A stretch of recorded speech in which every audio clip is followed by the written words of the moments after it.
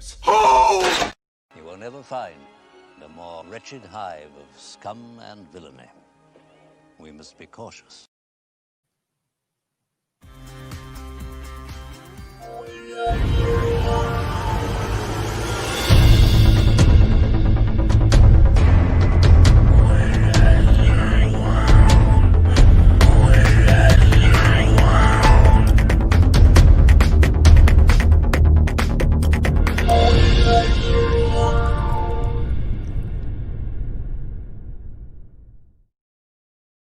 What's up, nerd family? Welcome once again to the Poindexter Lounge. My name is Enosh, aka Enosh Fett, and it is good to have you with me in the lounge today. Now, look, if this is your first time to the lounge, just know that the Poindexter Lounge is a place for nerds. It's a place where you and me and my friends can get together and talk about the things that we love. Things like TV shows, movies, games, sci-fi, fantasy, comic books, superheroes, toys, nonsense, Star Wars, and so much more. And if those are things that you enjoy, those are things that just, get you going in the morning, get you happy, get you excited about life, then hey, you have found the right place. And when I say that this is a place for me and my friends to get together, I mean all of you, because not just friends, but when I say that you are our nerd family, I really mean that. You are our nerd family, and I am appreciative of all of you guys. You guys are all fantastic, and I'm very thankful for you. So, hey, if you just like being a part of a channel that actually appreciates you and actually cares about you as a person, regardless of if you give money to it or not, then guess what? You have found the right place, because that, ladies and gentlemen, is what the Poindexter Lounge is all about. We love you. We're glad you're here. So, hey, if you haven't already, hit that subscribe button. And I'm going to say something that's going to sound really funny here, but I got to say it because I've noticed this weird thing. And I don't know if it's, as I adjust my camera here, I don't know if it's because, like we've made fun of Doomcock forever about this. But like the whole, make sure you're subscribed. I'm starting to think maybe you should make sure that you're still subscribed, because I've noticed like our subscriber rates, like, a lot of people have subscribed, and yet the needle keeps going back and forth, and it keeps doing this weird little thing. And so I know that YouTube sometimes does clear people out if you haven't been here in a while, or, we're glad that the people that we have here are actual subscribers. But you know what? Just because of the type of show it is, and because this guy is always telling you to, why don't you go ahead and make sure you're still subscribed? Or if you haven't subscribed, hey, just go ahead and subscribe. What are you waiting for? That's what you need to do, because we want you to be a part of this growing community of nerds. We really have a great community here. You guys are really awesome, and you guys make this fun. You make it fun for me, and I know I can speak for Johnny that you make it fun for him. And yeah, it's just good to have you guys here. A couple of things before I bring Johnny in real quick. Well, you know what? No, actually, I'll just say this. Obviously, tonight is our big 2 Cents on Nonsense show. Tonight, we're doing something a little bit different, but this is the show where me and Johnny go after all of the crazy nonsense that is out there in YouTube land. And so, ladies and gentlemen, will you please welcome with me to the lounge a man who needs no introduction around these parts. You love him. I love him. From parts unknown, he looks like he's in his mom's basement, but he's not. Ladies and gentlemen, Mr. Johnny Pop. Here's Johnny. What up? I'm in my own basement. Exactly. I make the payment. So hey, it's exactly. Good. This is the basement. I got my record player down here, my Turbo Graphics. I got the pool table. I got the 3D printer going right over here. So I mean, it's that's it's what great. I'm saying, man. I always think it's funny, like when people are like, you're just in your basement. I'm like, I don't even have a basement. Like, I don't know what you guys are talking about, but all right, whatever, man. Hey, the basement floats your boat.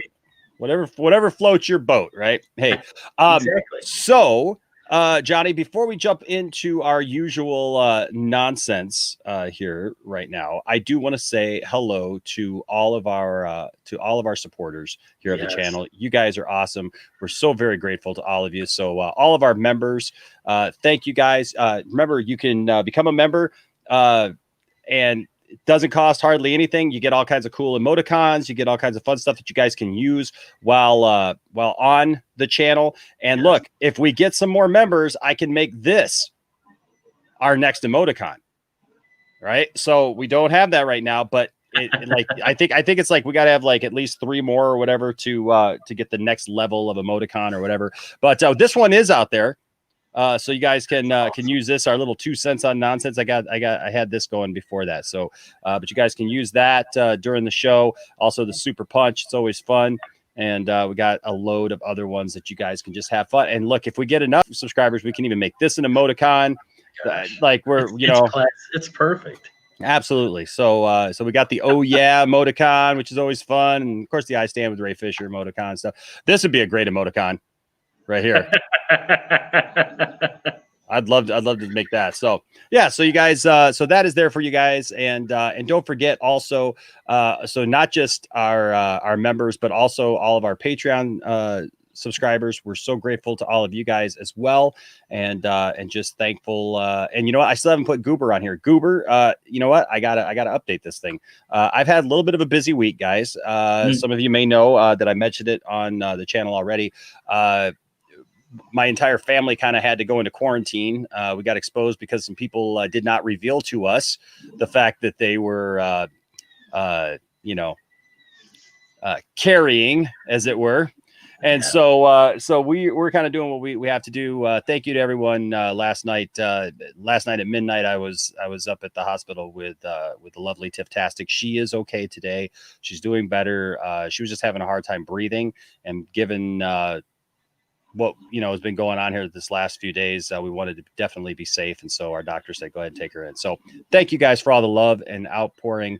We appreciate all of that, and like I said, thank you to everyone who gives. I do want to say this, coming up, we're going to have a big push to try to grow our membership, and when we do, we are going to have a huge giveaway, Johnny. Yeah, so our good friends, we just gave this away. Yes. Matrix Trilogy. And look, I'm not going to mail this out until we're all clear around here and everybody's safe and everything. And I'll disinfect it. I got disinfectant around here somewhere. Like, we'll make sure that everybody's on the up and clear and stuff before we start mailing stuff out to people. You're not gonna sign it, like seal it, like. No, we're not doing. Yeah, exactly. So everybody can be just knowing that. But then also, I do want to say, we're going to have a push to try to grow the membership. And when we do, we are going to have a huge giveaway, Johnny, where we give away 3 big graphic novels of The Death of Superman, The Funeral for a Friend, all the aftermath stuff of after the death of Superman, and Reign of the Superman. Reign of the Superman alone is like that thick, dude. Reign of the Superman. I remember it's huge. Oh yeah, I remember going to the comic book store and like every Tuesday, I think, when those would get pulled, and I'm like sitting there like, oh, is the new one out? Like, those were great. I almost think Funeral for a Friend was better than Death of Superman. And not only those, Johnny, but also Doomsday Hunter Prey, which is the follow-up story to the Death of Superman, where Superman finally gets ticked, and after he comes back and everything's fine, he goes after Doomsday to make sure that Doomsday can't come back. But of course, we all know it's comics, and he comes back. They find a way. But I digress. So be looking for that, folks, because we're going to do a big push. But that's quite a giveaway, folks. That is quite a bit of comic real estate, as it were. So we're going to set a goal for memberships, and when we hit that goal, we're going to give that away. So lots of fun stuff. But also, I do want to announce, a lot of you know, we did hit our goal for the brick for our good friend Zack Snyder, and we are going to place a brick at the Superman Museum in his honor, because we hit our goal. But here's the thing, I was talking with Nana from the Nerd Queens, and she said, one of the things that they did when they were raising money for things like the billboards and stuff like that for the Snyder Cut, she said, they always set a goal that, like, here's what we need to get the thing, right? But then let's set a double goal and keep that goal going so that we can raise money for suicide prevention. I said, and you know what? She said that to me, and I thought, that's an awesome idea, because I could just take down the GoFundMe or whatever. She said, you know what? That way we're pushing to also help a cause, not just put in a brick, which is a fine thing all of itself, because that's what we wanted to do. We wanted to honor Zack Snyder, but also, hey, what other way can we do that by, like, taking hopefully the same amount of money and donating to suicide prevention in his name and in his honor. That would be awesome. So we're going to keep the GoFundMe up and keep pressing for that, but also look for some announcements here soon regarding the brick itself. How you doing, Johnny? I'm all right, man. I'm just I'm excited. It's nice to be back in the lounge. It's crazy time. You know, if you guys don't know, Enosh and I live in the great state of Michigan, and it's a weird time here in Michigan right now. So it's nice to be around familiar people and talk about stuff that I love. And I saw the nonsense signal go out, and I was like, "Uh-oh, there's some shenanigans afoot." The nonsense signal went out, you say? Yes. And I didn't. There it was, but not him. No, I had a different one up. But yeah, the nonsense signal goes up, ladies and gentlemen, and Johnny and I have to answer the call, as it were. And this week's call is on these guys right here over at Midnight's Edge. Now, I do want to say, first of all, let's I want to get this out of the way. I want to preface this completely. By doing this episode, we are not insinuating that Midnight's Edge are horrible people. No. We're not insinuating that they're liars or any of those things. Actually, after having previewed this video, Johnny, I really feel more that they're just a little confused and they've been listening a little bit too much to our good friend Doomcock. I think that's really the problem. Which normally, we're all out there and look, we'll call him Doomcock what he is. But like, this is just one of those things. We're just highlighting. We've asked you guys to let us know when you come across videos or things on YouTube or elsewhere that, are nonsense, because that's the show, 2 cents on nonsense. And we don't want to just be a 2-trick pony, right? Where these are the only guys that we ever go after. No, you know what? We're talking nonsense across the board. And I love what our friend Dawson said. Dawson said, last week that his goal was to one day do something silly enough to be on the 2 cents on nonsense show.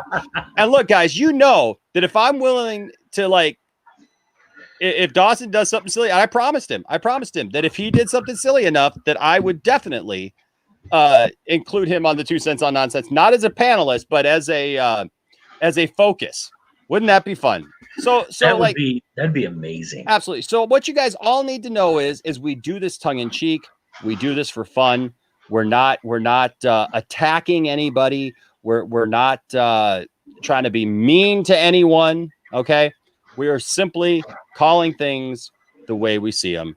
And that's what Johnny and I do. And thanks to Jordan Farrell for this lovely graphic. You're awesome, man. Appreciate it. And so that's what we do. And so that's what we're doing here tonight by inaugurating Midnight's Edge into the nonsense. Johnny, we're inaugurating them tonight. We're going to see what kind of salt they're throwing out there. Absolutely. So one last thing, and that is don't forget to join us tomorrow night here on the channel at 8 p.m. Eastern time for the next chapter of The Mandalorian in our watch party. We'll be doing the watch party for episode 3 of season 2. And so you're going to want to be here for that. So thank you to everyone who joins us for that. Shout out to Benson's. Oh, Benson's with the £5. Thank you, sir, for the for that. I think Kevin Smith's room in Die Hard 3. Yes. Oh, that's awesome. I think I'm about the same size Kevin was in Die Hard 3 as well. So there you go. Hey. Oh, that's great. There you go. That's awesome. That's awesome. So he says, I'm going to send you something special for the giveaway. So that's awesome. Awesome. We look forward to that. Real quick, we'll go down the line and say shout outs to everybody. Because we are grateful to everyone who is here for sure. The first one here tonight, Chubby Teddy Monster Productions. What's up, Chubby Teddy Monster Productions? Says, man, this clock needs to move. He was waiting for the nonsense, Johnny. He was here early. I like it. He definitely was. What's up, Henry Hammond? Says, no! They needed it. They needed it. Geeks Cosmics Entertainment says, everyone is welcome to the Poindexter Lounge. It's the place for nerds. Hashtag us united. Absolutely. Yes. What's up, TW McKay? Hello. All is well. We're doing well. Thank you so much for asking. Barcelona B in the house. Joined just in time. Good to see Barcelona B in the house. Corey Bronco Flores. That's our newest Patreon subscriber. Right Patreon. Thank you, Corey. Corey, welcome. Thank you so much. I just got to get your your name in there. So I got to update the thing, but I just had a busy week, obviously, with everything that's been going on around here. DC Talk with Extended. What's up? Good to see you, sir. TW, I definitely appreciate that, man. I definitely appreciate that. We had a fun time last night, Johnny. You know, like while I was waiting at the ER, I did a rebroadcast of the first part of our overnight show that we did a couple days ago that got deleted. I still have no idea why it was deleted. Like, we didn't do anything crazy in that thing, but so I was able to re-download it, and we so weird. I put it. So yeah. So he says, as much as you do crack jokes, that has happened on all kinds of channels for years. Still here, still glad to be here. Thank you so much, man. So glad that you guys are here. What's up, Aaron Entertainment? It's one of our members right there. It comes in with the let's see. Arkham Gaming, hello. Says hi. How are you doing? I understand why Warner Brothers asked Johnny to step down, but I don't understand people. They don't know them. You don't know what really happened. Agreed. Yeah, man. You know what? I don't know. I don't know. Like, I'll be honest with you, Johnny. I just really don't care about the whole Johnny Depp thing. Do you? I mean, it bothers me only because I think if you're going to get rid of one, you got to get rid of the other as well. So, like, if you're going to ask him to step down, you got to ask her as well. But I just don't. I mean, it totally backfired on him. I think people are almost as upset with the Johnny Depp thing as they are over the Baby Yoda and the eggs. So, I mean, oh my Lord, that's a whole other Crockett Johnson right there. That's just a whole bunch of man. People are calling the Baby Yoda eating the eggs a genocide. I mean, first of all, I think people here, Johnny, you know, we talk about it all the time. People don't listen to dialogue and stuff. Like, if they actually listen to the dialogue was not that the entire race of those frog creatures was going to die. It was their own bloodline. Yeah. Right. And so that's one that's not a genocide. They're unfertilized eggs, but that's a whole other. Oh my gosh, it's a whole other bunch of nonsense. We could probably do a whole episode on the Baby Yoda nonsense. I mean, apparently they didn't have a problem with him eating live frogs. No, I mean, yeah, that's the thing. I mean, that frog had people to go home to, but you know, nobody seems to care about that. I mean, whatever. No. Truth 31 says this is gonna be good. Oh, thank you. Absolutely. We're ready, Truth. Absolutely. Jordan Farrell in here says, "What up to the shizzle?" Love it. Joey Herrera says, "Hey Enosh, what's up, Joey? Hey Joey." Phoenix Night Flame says, "Evening, everybody." I love how everybody just comes in here. They're all ready, man. I don't know if I said hi to Henry Hammond already. Says, I don't even have a basement. Right? Let's see. Master of None, our good friend Master of None, Brian. What's up? What's up? It is time for the 2 cents. Heck yeah. I love you guys are already using the emoticons there in there, man. That's awesome. Yes, Barcelona, we are doing good. We are doing good. Tiffany's feeling better tonight. They gave her a steroid last night, and she's feeling better. But you know what? We're just hoping to get through right now, and don't know. You know what? We really just don't know. We really just don't know. To be quite honest with you, what's going on? What's up, Ryan? If nautical nonsense be something you wish, I love it. Jump on the deck and flop like a fish. Yes, sir. And Ryan, I was talking to you. Like, I promise I won't send these out until we know we got the all clear and we're all safe. And, you know, I got no cooties to send you. What's up, Willie Jackson? Absolutely. Hello. Yes. Hashtag I love Star Wars. That's the whole point. What's up, Layla Morrison? Good to have you. Yes, I'm glad that you got here early as well. What's up, Hugo? Good to see you, Hugo. Their alliance with Doomcock has put them in Enosh's sights. Brian Scully, what's up, my friend? What's up, fellas? How you doing? You're doing good. Hello. What's up, Ahmed? You know what I love? You know what I love, Johnny? Like, every week that we do this, it seems like our group of friends just grows more and more, man. It does. It's cool. It's cool because you know, we'll see some names that we haven't seen in a while. And when I go back and look at some of the comments that people post there on YouTube and all that afterwards, it's like, it's cool to see somebody that might have missed the live stream, you know, comment. It's like, that's cool. What's up, Tony? I understand Tony's off to work up there in Vancouver. So, man, you have a good night at work for sure. What's up, Mr. Horror Junkie? In your next Mark Uno video, you should have Mark with a line or Mark in line at a movie theater while telling other people waiting in line about crazy Star Wars theories and leaks.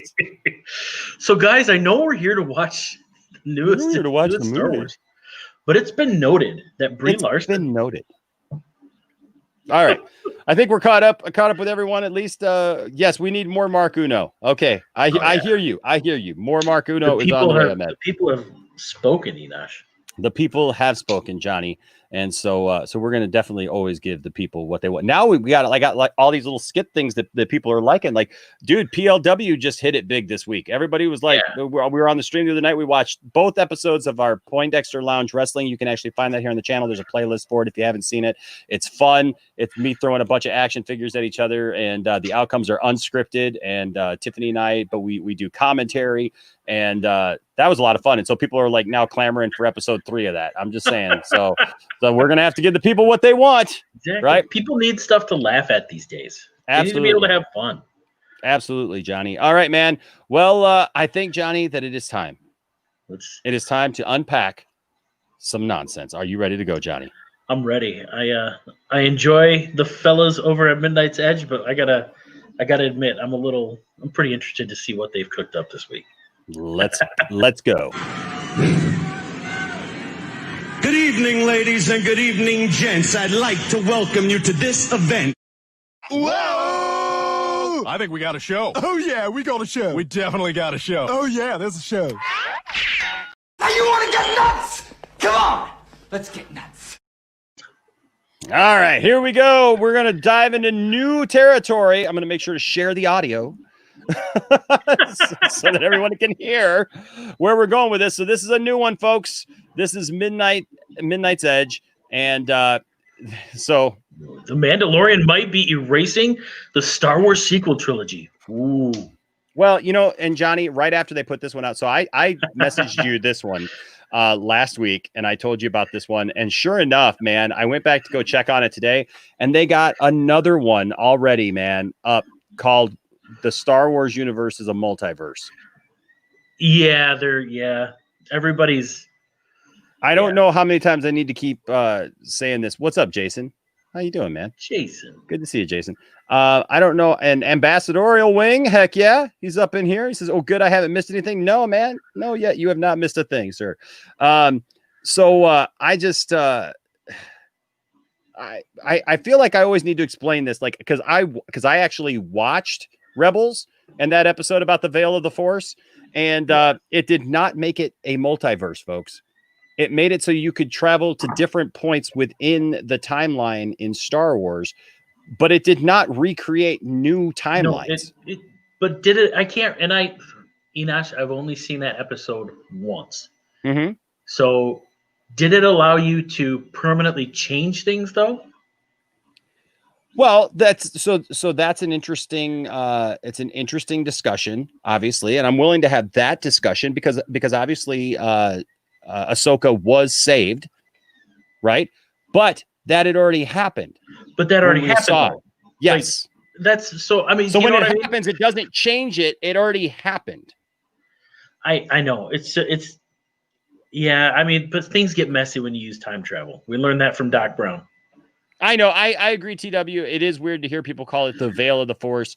It is. Yeah. I think it's formerly called the World Between Worlds. Yes, but the thing is, it takes you to different points in time. But this idea, of course, put out there by our good friend Doomcock, that somehow this is all going to rewrite Star Wars, and they're going to totally erase the entire sequel trilogy with it because it's just that easy, Johnny. All you have to do is use the Veil of the Force, that the world between worlds, as it were, that Emperor Palpatine even had access to there on the Death Star. Yeah, the secret. Yeah, I mean, come on, people. It's like Doomcock comes at us like this, and then we just come back with, that's not how it works, buddy. That's not what they set up. That's leaning into it a whole lot, and we're not just going to sit back and just say, and this, Brian, this is what I agree. Also, the minute they started associating with Doomcock, they lost all credibility. Don't know how people still listen to Midnight's Edge. Like, I don't have a problem with Midnight's Edge. I mean, they went from very small to very large, and I think they're just, I don't know. I can't speculate on what they want to do, but I'm just curious to see what their tone is in this. If they are as serious as some of the Doomcock believers are.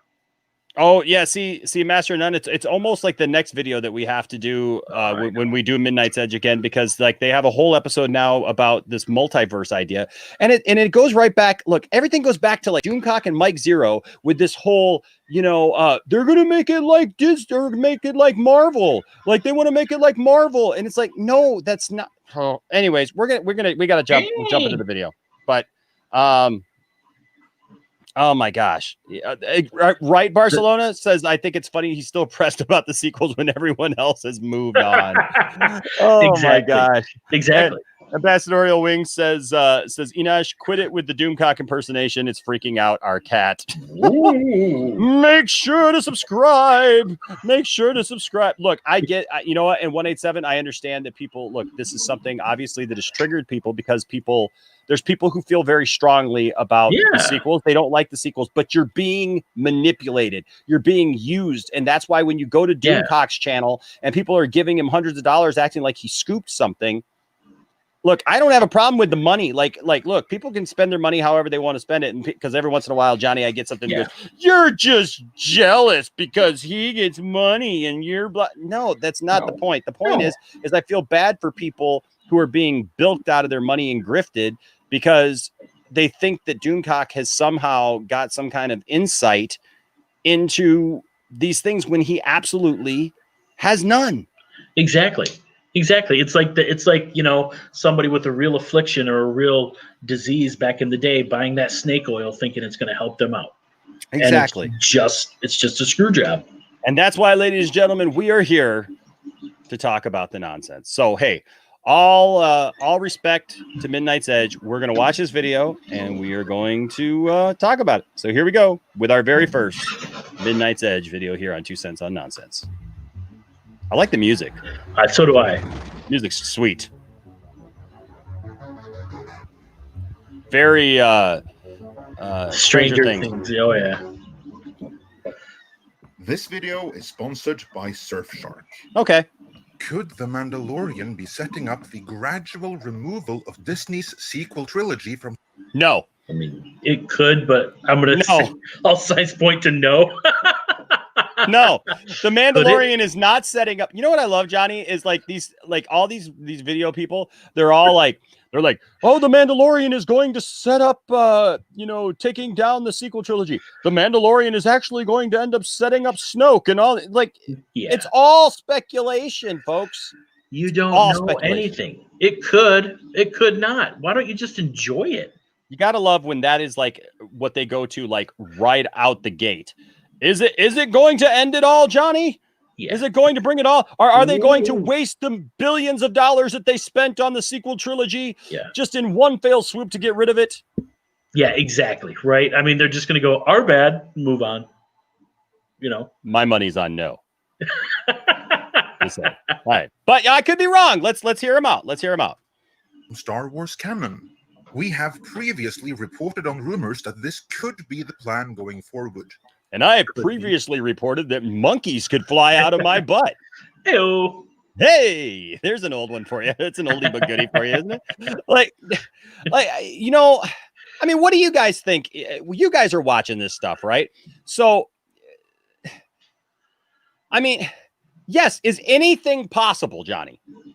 Anything is possible, but the fact that these videos are even out there, Disney and Lucasfilm and, guys like Filoni and Abrams and even Kathleen Kennedy and Favreau, they care about these properties. They have ideas and storyboards about where they want things to go, but they don't have some grand plan about how to make every little thing fit together or how to make certain things disappear. But Johnny, they should. They should. Don't you know, Johnny? They should have made a complete plan from the get-go to fit everything in how it's supposed to be. It's like, you remember, did you ever see the first Borat film? Yeah. I actually stupidly own 2 copies of it. So, Borat, people, it's like, it's the absurd concept that, he actually thought Pamela Anderson would marry him, right? Yes. So it's the same thing here with the Phantom Menace. they actually think that Star Wars is going to change everything that they've done just to make them happy. It ain't going to happen. This just in from our news correspondent, Brian, Master of None.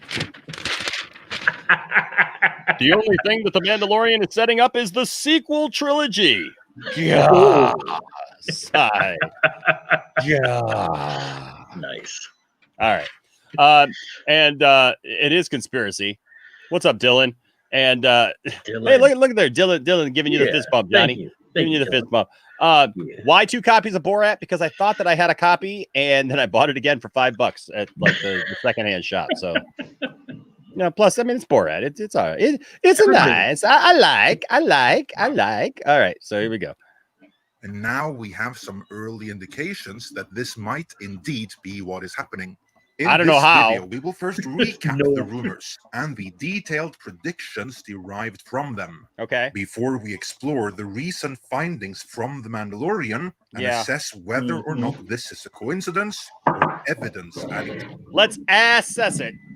Yeah, let's. Sorry, my 3D printer got caught. Oh, it's. Let's make an assessment, shall we, Johnny? Make an ass out of something. Yeah, there's the rumors, the predictions, the observations, and the assessment. If the assessment doesn't come up as fail, then I'm going to lose hope in this theory. Oh man. Okay. All right. Here we go. Support to the rumors that Kathleen Kennedy's Star Wars is about to go the way of the Christmas special. Kathleen Kennedy's Star Wars. Of course, it's her fault. Oh, it's going to go the way of the Christmas special, buddy. Oh, well, that was probably made by a woman too, so that's why it's got to go. I'd have to look that up. Phoenix Night Flame says Kennedy and people at Lucasfilm should have had a more concrete plan when making the Star Wars or sequel trilogy. Not saying 100% full plan, but a more set storyline for the characters and followed through with them. So here's one of the things that I think, and I'm just putting this out here for people to actually think about. Like, people overlook the fact that our good friend Carrie, our good friend and the person that we love, our princess, Carrie Fisher, passed away after The Last Jedi. That changed a lot. I mean, that really had an impact on things, I would think. I think so too. I mean, and that's the thing too. Like, people are like, and even after she died, and you still get that stuff every now and then, people like, well, now Lucas wants to make his sequel trilogy. He came out and said his sequel trilogy was going to focus on Fisher more than anything else. So there's no way they're making that. No, I mean, come on, people, use your head. And, Ambassadorial Wing brings up a good point. Says it's funny that the fandom menace thinks it's still relevant. Can you say truly clueless as if? And then even Layla comes in. Did you hear about the fandom menace turning on the Mandalorian? Yes. So last week, there's a guy, I've been on a stream with him before, and I know that he's fandom menace, and it's his name is Justin. And he had a meeting of the Jeremys or whatever, Council of the Jeremys or whatever, all these people, who Jeremy from Geeks and Gamers, they all got together and they had like all these people basically just kind of sniffing each other, sniffing each other's butts, basically, talking about like literally why they made a version of Jeremy's screen name for their own YouTube channel or their own handle. They spent forever talking about that, Johnny. Well, this is what the fandom menace is now. Because they've got nothing left to complain about. The sequel trilogy's done, so now they're finding reasons to hate on like Mandalorian and everything else, and it's out of hand. It's stupid. Doomcock saying it only had 52,000 views in 3 days. And I love the fact that if you guys did not see that, our last 2 cents, Cylon Scotty actually helped us absolutely debunk. Yes. Doomcock's claim that it only had 45,000 views in the first night and only, 55, 52, something like that by that Sunday that the last episode of it came out. That has been debunked. Cylon Scotty shared with us the documentation that it actually had 1.4 million over that weekend or whatever. Yeah, just right off the bat. like right when that it was premiered. reported. It was reported, not just our thinking about it. Not It was from Disney. That was from people that actually, get the data from smart TVs. That was just people that had the Disney Plus app on their smart TVs. I mean, come on, give me a break. Yeah. So this idea, I don't know. I mean, what's next, man? Like I think that should be our next goal, right? Is to like have everybody change your screen name to be something about Enosh, right? So you can have this Enosh and that. Like, why would I want that? Why? Oh my gosh! I just kept sitting there like watching this thing, going, "This is what the Fandom Menace does now." Literally, this is what they do. They're all about promoting each other and trying to keep each other relevant. Well, and and of course they spent like 20 minutes talking. Jeremy talked about like why he doesn't want to be on Twitter anymore. That's what these guys have to do now. So okay, back to the rumors. Let's go. The rumors were first disseminated to the public by our good friend Dictor von Debunking. What was your problem? Well, the rumors, those aren't really rumors. Tell me lies, tell me sweet little lies. Tell me lies. Man, I mean, like when you tell me, Johnny, that your source is Doomcock. Right. What you just said is one of the most insanely idiotic things I have ever heard. At no point in your rambling, incoherent response were you even close to anything that could be considered a rational thought. Everyone in this room is now dumber for having listened to it. May God have mercy on your soul. Yep. I'm sorry. That Billy Madison drop just kills me every time. Oh, Ross says he wants dibs on Doomy. I can't. Oh, sorry. I'm trying not to lose it. That's funny. Don't forget Doom Dexter. Don't forget Doom Dexter, leader of the cult. Doom Dexter Lounge.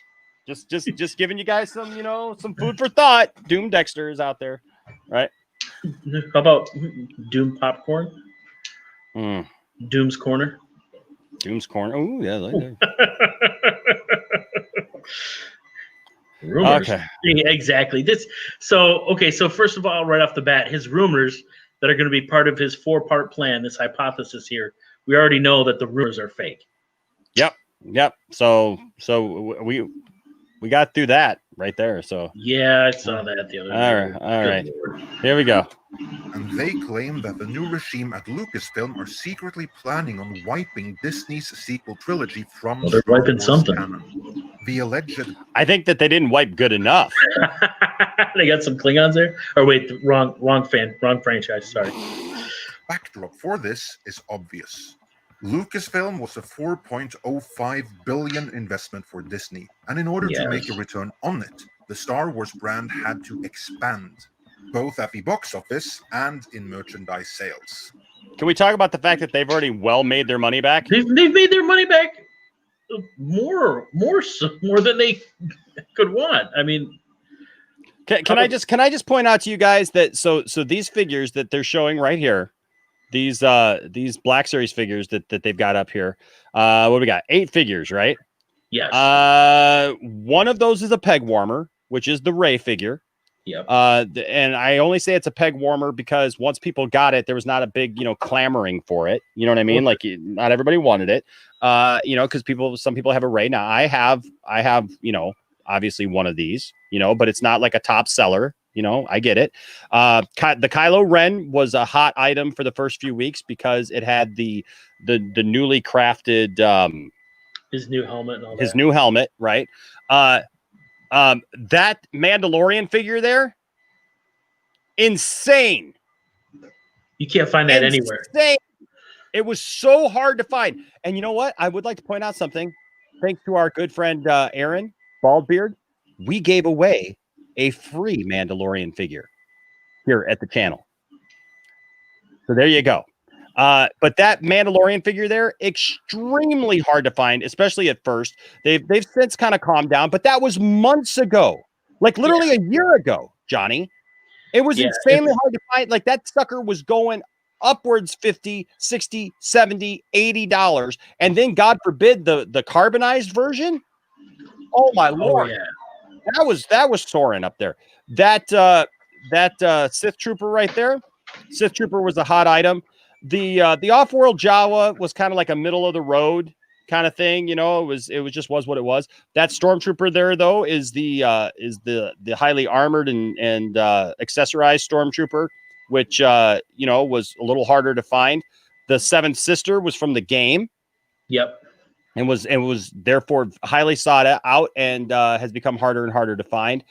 Cal Kestis, guess what? People wanted that one too. So there you go. I mean, the secondary market was hot. That's why, the secondary market was hot because people couldn't find them at the store.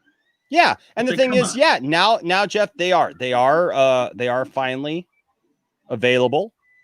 You know, where you should be able to get. But look, people were shelling out cash for those items, man. They were shelling out some money for a couple of these items. So instead, the opposite happened. The $2 billion The Force Awakens grossed at the worldwide box office. Who's he sourcing in those? Now I want you to hear what he said here about this. Worldwide box office should have been a baseline. Instead, it became the high watermark.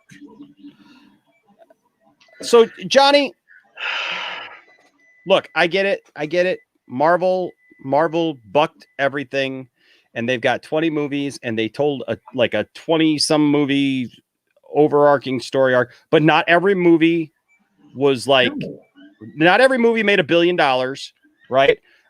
And yes, the Avengers movies, because of what they were setting up, and took all those movies to do all those years. That's like saying, but that's also, you might as well compare the box office numbers for Star Wars to the box office numbers for Avatar. I mean, you know, come on. It's like, you know, adjust that for inflation. I mean, because that's set in space. I mean, it's ridiculous. Like Star Wars appeals to certain fandom. And I think Marvel is going to appeal to more people than just Marvel and comic book fans. It's just because it's more of a cultural phenomenon. And I think when The Force Awakens came out, it was a cultural phenomenon because of the way it was marketed. It was, you know what I mean? It was like, it's a new Star Wars experience and all that. So you had more people crossing over and going to see it. I mean, I'm not as familiar with Thor Skywalker. I've seen a couple of his videos. There's been one video that I thought that I liked, and then one video that I felt was kind of in question. The other one you're missing there is Mr. H Movies. Mr. H Movies like totally pulls just like crap out of his butt and just like says stuff about it and reports it that like is not anywhere close. And that's just my personal, you know, that's just my own personal, just kind of like feelings on it, you know. But yeah, this is where they all lose it. But it's always her. It's always her fault. Kathleen Kennedy. I mean, today alone, I saw that Mike Zero posted again that, you know, George Lucas fired Kathleen Kennedy. Yeah, sure. Where's that in the trades? Yeah, sure he did, buddy. I mean that Johnny, am I wrong to assume? Am I wrong to assume that if the president of Lucasfilm were somehow fired or let go, that or put into a place where like she wouldn't be able to talk about things anymore, that would be kind of big news? It would be. It would dwarf the Baby Yoda eating frog eggs news. I mean, that was all over Star Wars, you know, headlines here. I mean, if that happened, it would have been front page in Variety. It would have been a big story in like the New York Times, everywhere. But It didn't happen. It didn't happen. Nor is it going to happen until her contract runs out. And then, you know what? I guarantee you she is going to step away, and then everybody's going to claim victory. We told you. We told you. We did it. The fandom menace is totally relevant still, and we totally did it, guys. We got rid of Kathleen Kennedy, you know, at the end of her contract. Yeah, no. Yeah, good luck with that, guys. Hey, we'll see you later, Hugo. Thanks for being here, later, man. Hugo. All right, buddy. All right, let's jump into some more of this because apparently the first movie was supposed to be the benchmark. All the other movies should have made more money. than the $2 billion. Because like tons of movies make over $1 billion, Johnny. Yeah. Tons of. So every Star Wars movie from here on should have made the 2.06 billion for Star Wars: The Force Awakens, you know, for bringing back a franchise that had been kind of dead for quite a while, for over 10 years, and exciting people about and having the return of Luke, Leia, and Han in any capacity whatsoever, and all of those things, and the continuation of the story 35 years after Return of the Jedi. All movies should be measured by that benchmark. Exactly. Every Star Wars movie. Yeah. And I'm sorry, go ahead, Johnny. No, I was going to say, yeah, and then they have to surpass it every single time. Yes, I will quote my friend Aaron the night that we went to go see The Force Awakens before we had even walked in the movie. You know what? He said, we need to relish this moment right now because we will not get this moment back. This anticipation and this push and this like hype for a movie. He said, even whatever the next one is not going to have this kind of hype. No. And he knew that then. That's part of and for me, I think that was part of the hate against Last Jedi, was because you couldn't match the hype, the marketing, the cultural feeling that you had when Force Awakens was coming out. Nope. So, you know, but according to this, The Force Awakens should have been the benchmark. That should have been just, you know, like everything from here should just be up. Half the movie-going audience was lost between it and the final installment of the trilogy, The Rise of Skywalker. Half the audience was lost. Outperformed by the R-rated and comparatively low-budget Joker at the box office. Stop. Completely different audience. You can't say that. That's the classic comparing apples to oranges. You can't. X does not equal Y. So why are you comparing them to each other here? That makes no sense. It is not the same. You cannot say, well, the Joker made more than The Rise of Skywalker. Yeah, I'm not taking my 9-year-old to go see the Joker, though. That's not, you know what I mean? Come on. It's completely different. Made for completely different people, made for completely different things, for different reasons. And just because another movie surpassed The Rise of Skywalker, now what is the comparison here? How is anything to do with the Joker be comparable to The Rise of Skywalker? How? Exactly. It's if you were talking about a movie that focused on a Marvel villain, like let's say there was an R-rated Loki movie, or like comparing it to Endgame. I mean, you can't. It's totally different. It's a totally different thing. I don't think you could even compare it to another comic book movie that was out, because it wasn't like that. No, it was completely different. Completely different. Yeah. I will say, Mr. Horror Junkie said at least Joker had a plan. I can't disagree with him on that one. But you know what? I'll tell you what, though, the more you dissect that movie, it makes you wonder what the heck they're gonna like when they do make a sequel. That's going to be a mess, because there's no way that movie deserves a sequel. And I'm not saying when I say deserves, I don't mean because it wasn't good.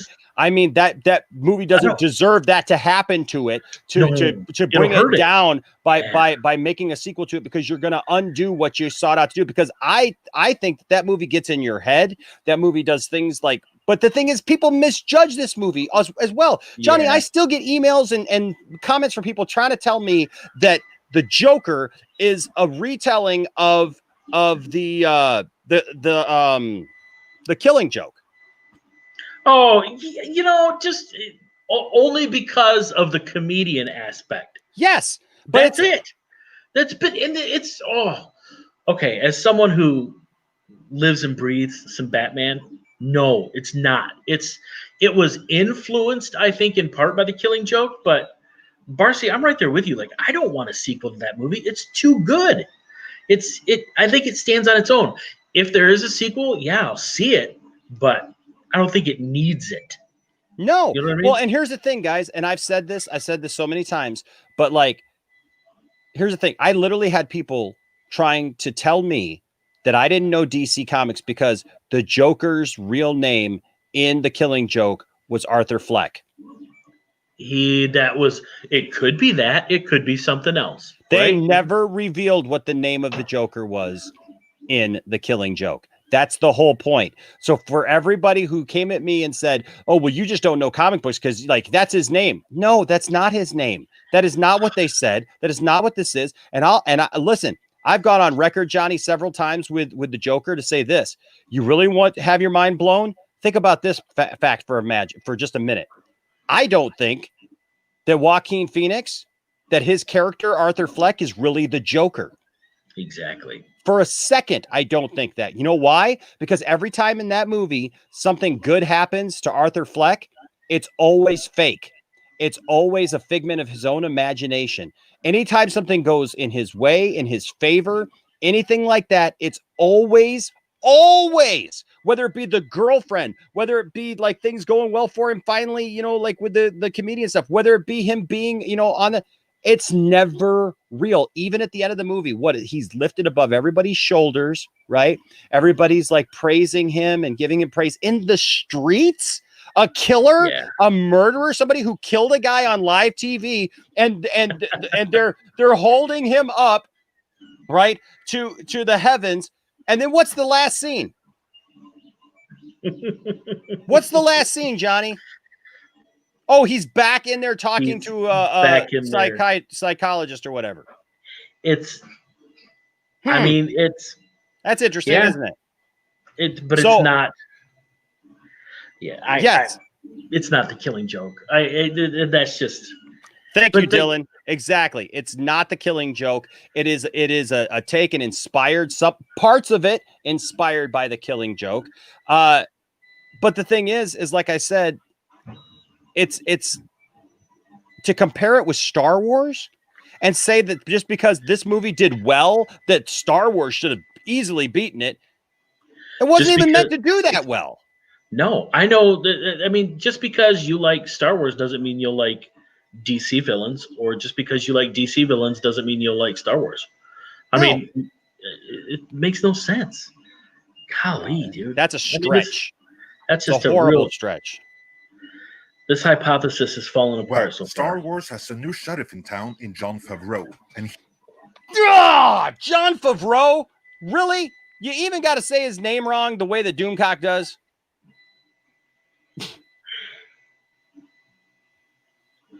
Come on. It's Favreau. We all know it. We all know him. Favreau. A new sheriff in Jon Favreau. Is he the new president of Lucasfilm? Oh, that's right. He's not. He literally is a showrunner on one show by Lucasfilm. Okay, yeah. But he's the new sheriff. He's the new sheriff in town. He is executing another vision for the property, one alleged not to include the sequel trilogy as part of its canon. Where's the proof on that? You can't just say something like that. You got to back that up, buddy. No, they're going to back it up. But here we go. You pretty much know where that's going to go. In-canon justification for this is rumored to be the Veil of the Force.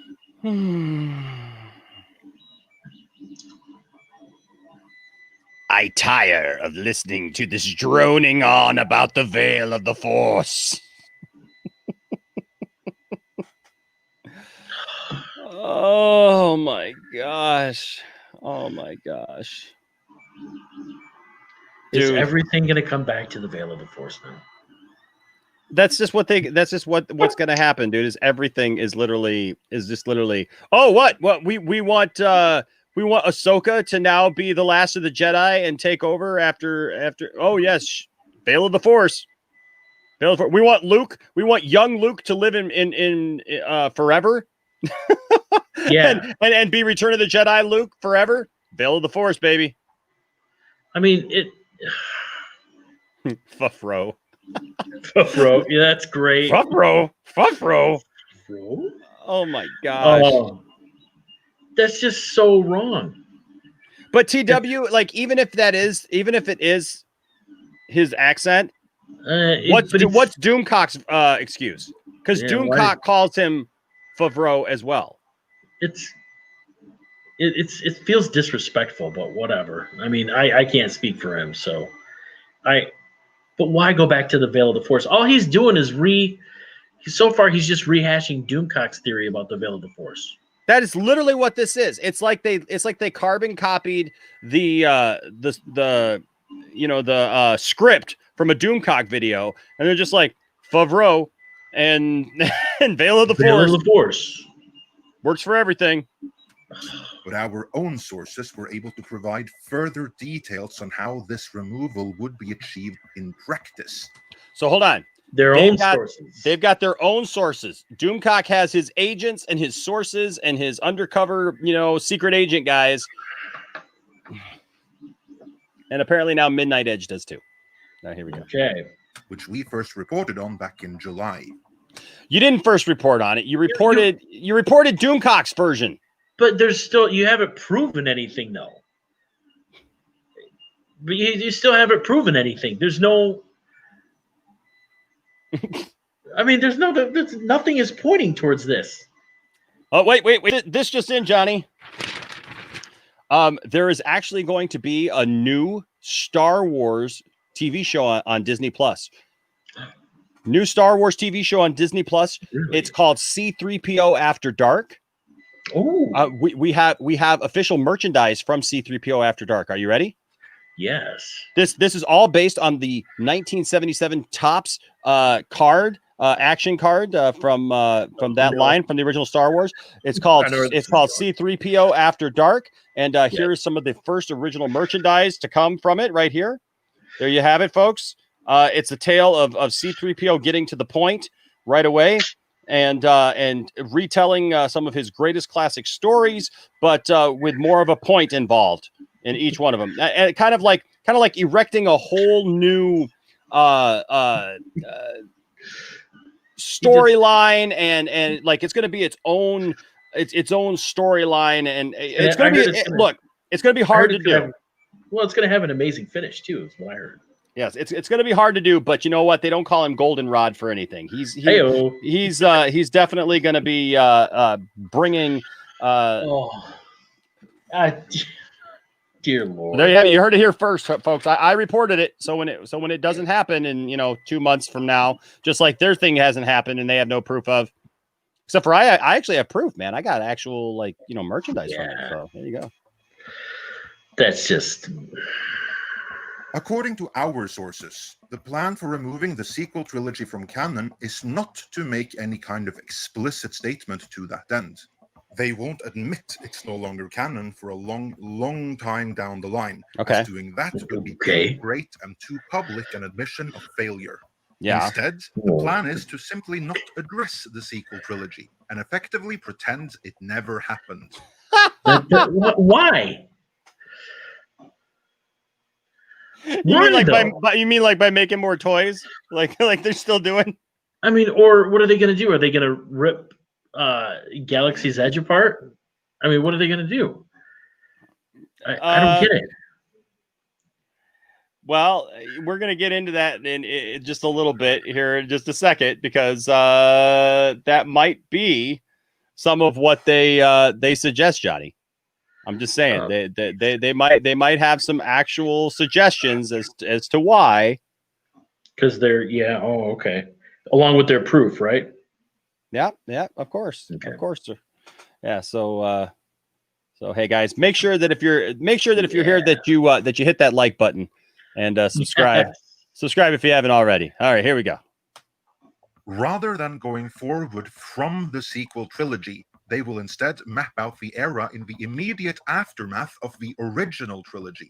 This gives them a reason to ignore the sequel trilogy, as it still lies in the future. You mean because it was the end of the saga?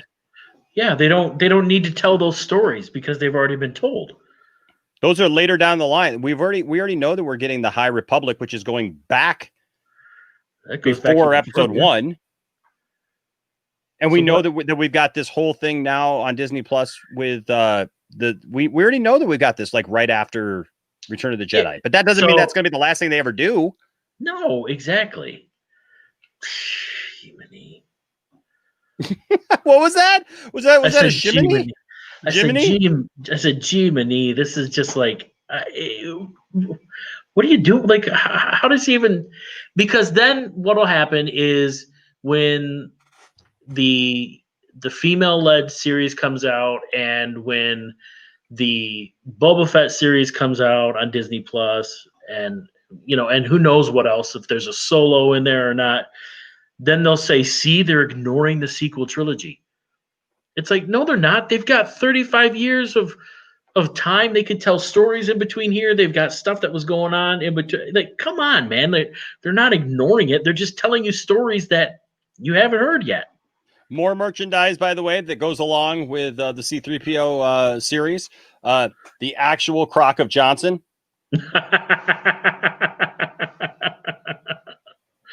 and the Croc Master of Johnson. Croc Master. With his good friend the Killer Croc of Johnson. We got all kinds of Crocs of Johnson going on here. So look for those coming to a store near you anytime soon. Says a big Croc of Johnson right there. Look at him. He's a pretty beefy Croc of Johnson. I mean, he's my goodness. He's got chains and a couple balls there, and I mean, hey! I was just looking at his arms. Okay, they're pretty beefy. just saying. I mean, that's just. I can't get him to stand back up, of course. Well, no. You take him down. Once you take a Croc of Johnson down, you can't get him to stand back up. It's like the toothpaste is out of the tube, buddy. Mm-hmm. All right. You guys are funny. Oh, man. Well, yeah. I mean, we all know George Lucas is coming back to rewrite the sequel trilogy. Yeah, but he's got that puts this this all into because that's going to use the Veil of the Force as well, right? So, oh geez, yeah. Now they can't all have good sources, can they, Johnny? No, I mean, but the thing is too, so when are they gonna? Where's the Veil of the Force going to come into play? Is that going to be something that we see in The Mandalorian? Are we going to see it in a movie 20 years from now? When are we supposedly going to see the Veil of the Force? Maybe he'll tell us that. Maybe. I don't know. Let's see. Or rather, one possible future, one they might not be building towards. Herein lies the testable prediction. Unlike the prequel trilogy, which was foreshadowing the original trilogy, yes, The Mandalorian, the upcoming Obi-Wan series, and everything else to come taking place in this era will not foreshadow the sequel trilogy. Whoa. Yeah, back up just a second there, because you do know Obi-Wan's dead, right? By the time this era comes up? Yeah, exactly. You guys do know that the Obi-Wan show takes place before episode 4. Not during this era. Yeah, it's like whoopsie. Like that doesn't make any sense. Find those scripts to be written in crayons on toilet paper. Yeah, exactly. Written by the same people that brought you the blockbuster Speed 2. Yes. Why is Zero so obsessed with Brie Larson? I think he has the hots for her. Hey, it all relates back to Mike Zero and his obsessions with bearded Anakin. Oh my gosh. I mean, hey, what's up, Drav Walker? Good to see you in here.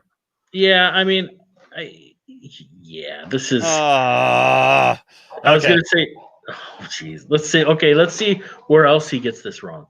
Okay. Instead, our sources claim they will little by little introduce subtle but deliberate inconsistencies, the sum of which will point to a different future, enabling them to eventually overwrite the events of the sequel trilogy. We're going to introduce...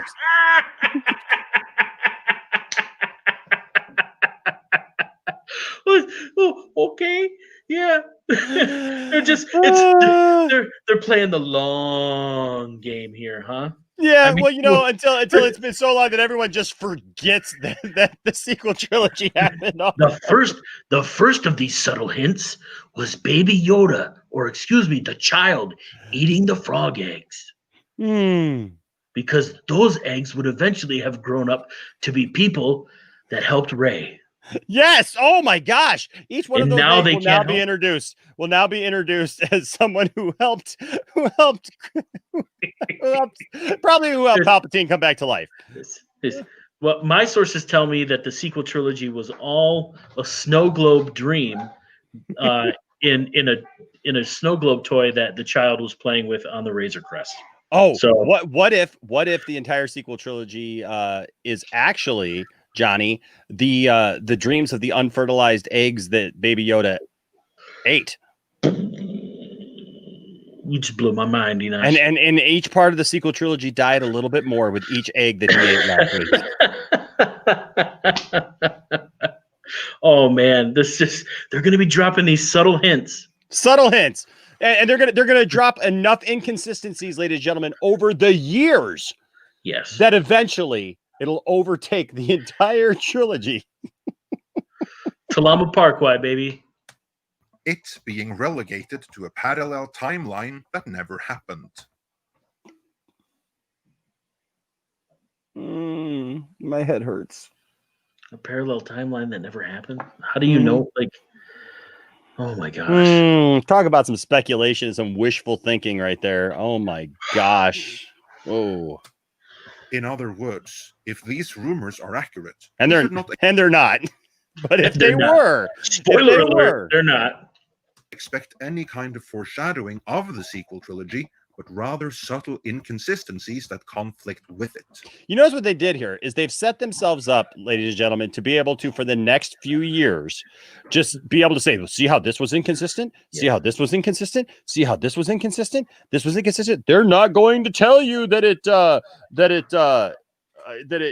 didn't happen or that they're undoing it. They're just going to be subtly inconsistent. And so now it's going to give us years of videos to make that we can talk about the inconsistencies. And so then now we'll say that the inconsistencies are good because now the inconsistencies mean that there are our rumors are true and that they're going to just totally turn it over. Yeah, this is just getting to new levels of redonkulous. I mean, this is pretty soon you're gonna hear stuff like the person that Mando shot in episode 7 of season 2 was actually Rose Tico's grandmother. Now Rose is dead. I just say quit. Mandalorian. Exactly. Thank you, Jordan. I am so glad YouTube wasn't a thing when the prequels came out too. Because oh my god, I mean, I mean, it was, but my gosh, like seriously, it's like Criminy Dutch, dude. Just like chill out. This is so far he's not made any sense at all. Like this, if somebody's feeding him these lies, they should be spanked. If it's a parallel timeline, then it still happens. That's true, TW. I can't argue with that. Oh, yeah, Barzy, it's yeah. They're gonna go the Who Shot JR way, and just they're gonna show Luke waking up next to Mara Jade, and it's basically all a Star Wars fever dream. And it's like it is. This is new levels of fan fiction. It actually is. And see, that's the thing is, Aaron, it's not a multiverse. Everything is not a freaking multiverse. Oh.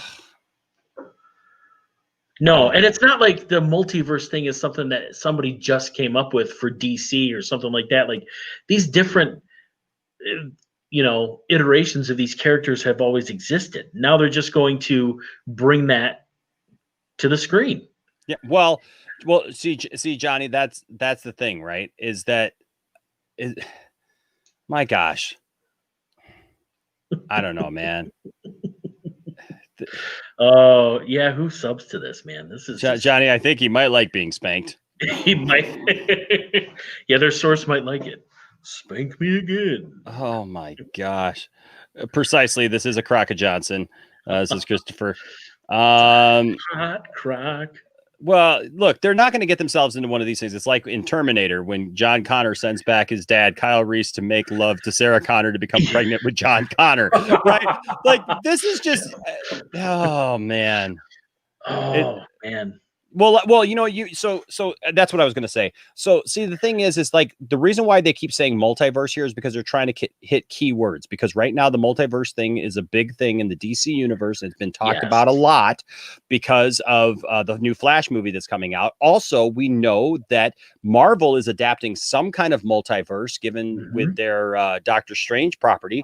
So we know that so these Star Wars theorists and redundancies are basically just to try to hit algorithmic keywords like multiverse and say these kind of things. And this is it. Dollars Film says it exactly, yet their audience eats it up. It begs the question, how thick are their subs? Because fans can't be this stupid. That's the problem. Is people, and that's the thing. People are buying, are literally, the fandom menace is eating this up because this is what they want. Yes. They want, and that's what they keep feeding them what they want, that garbage.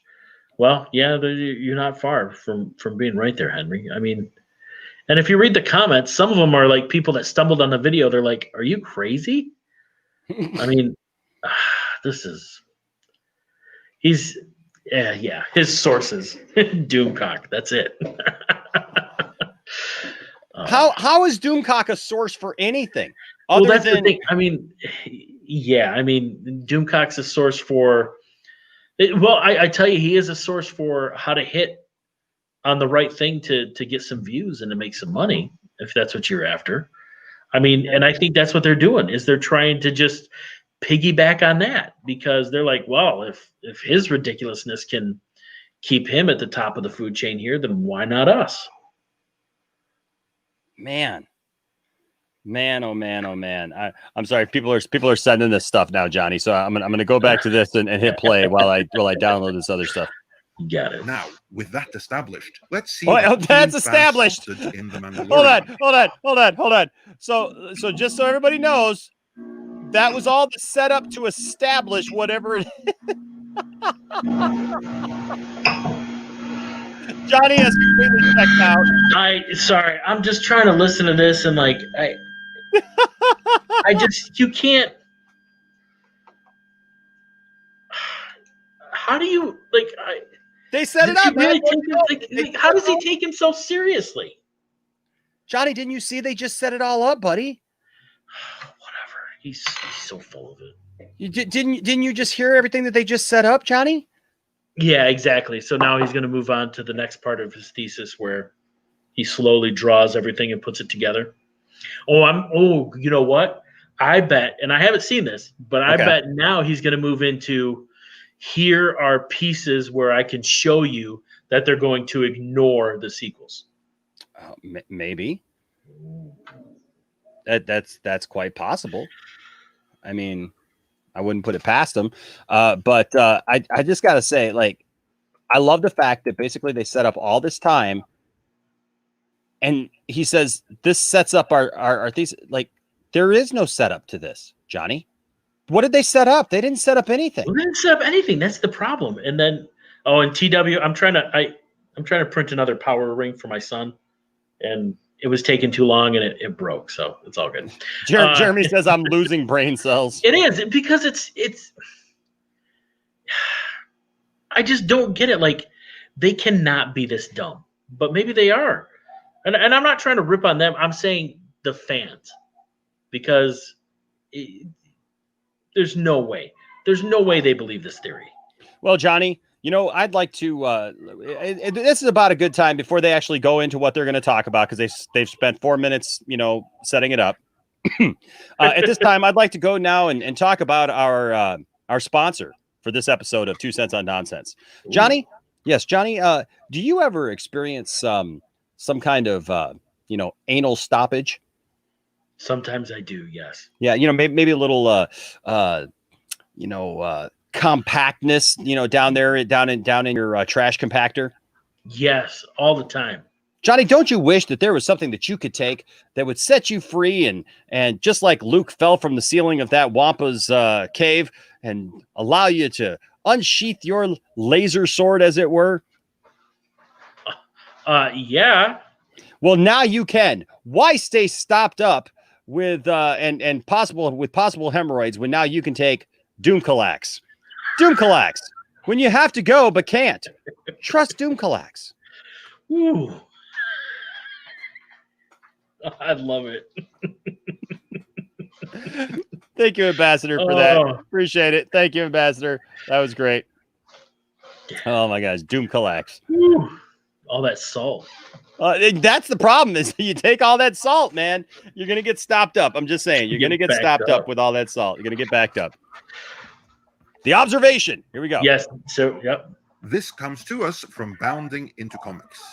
In a November 2nd article titled The Mandalorian Animation Director Hal Hickel Implies the Show is Undoing the Rise of Skywalker, they write, Now I'm going to tell you all this. Pay attention to this very closely.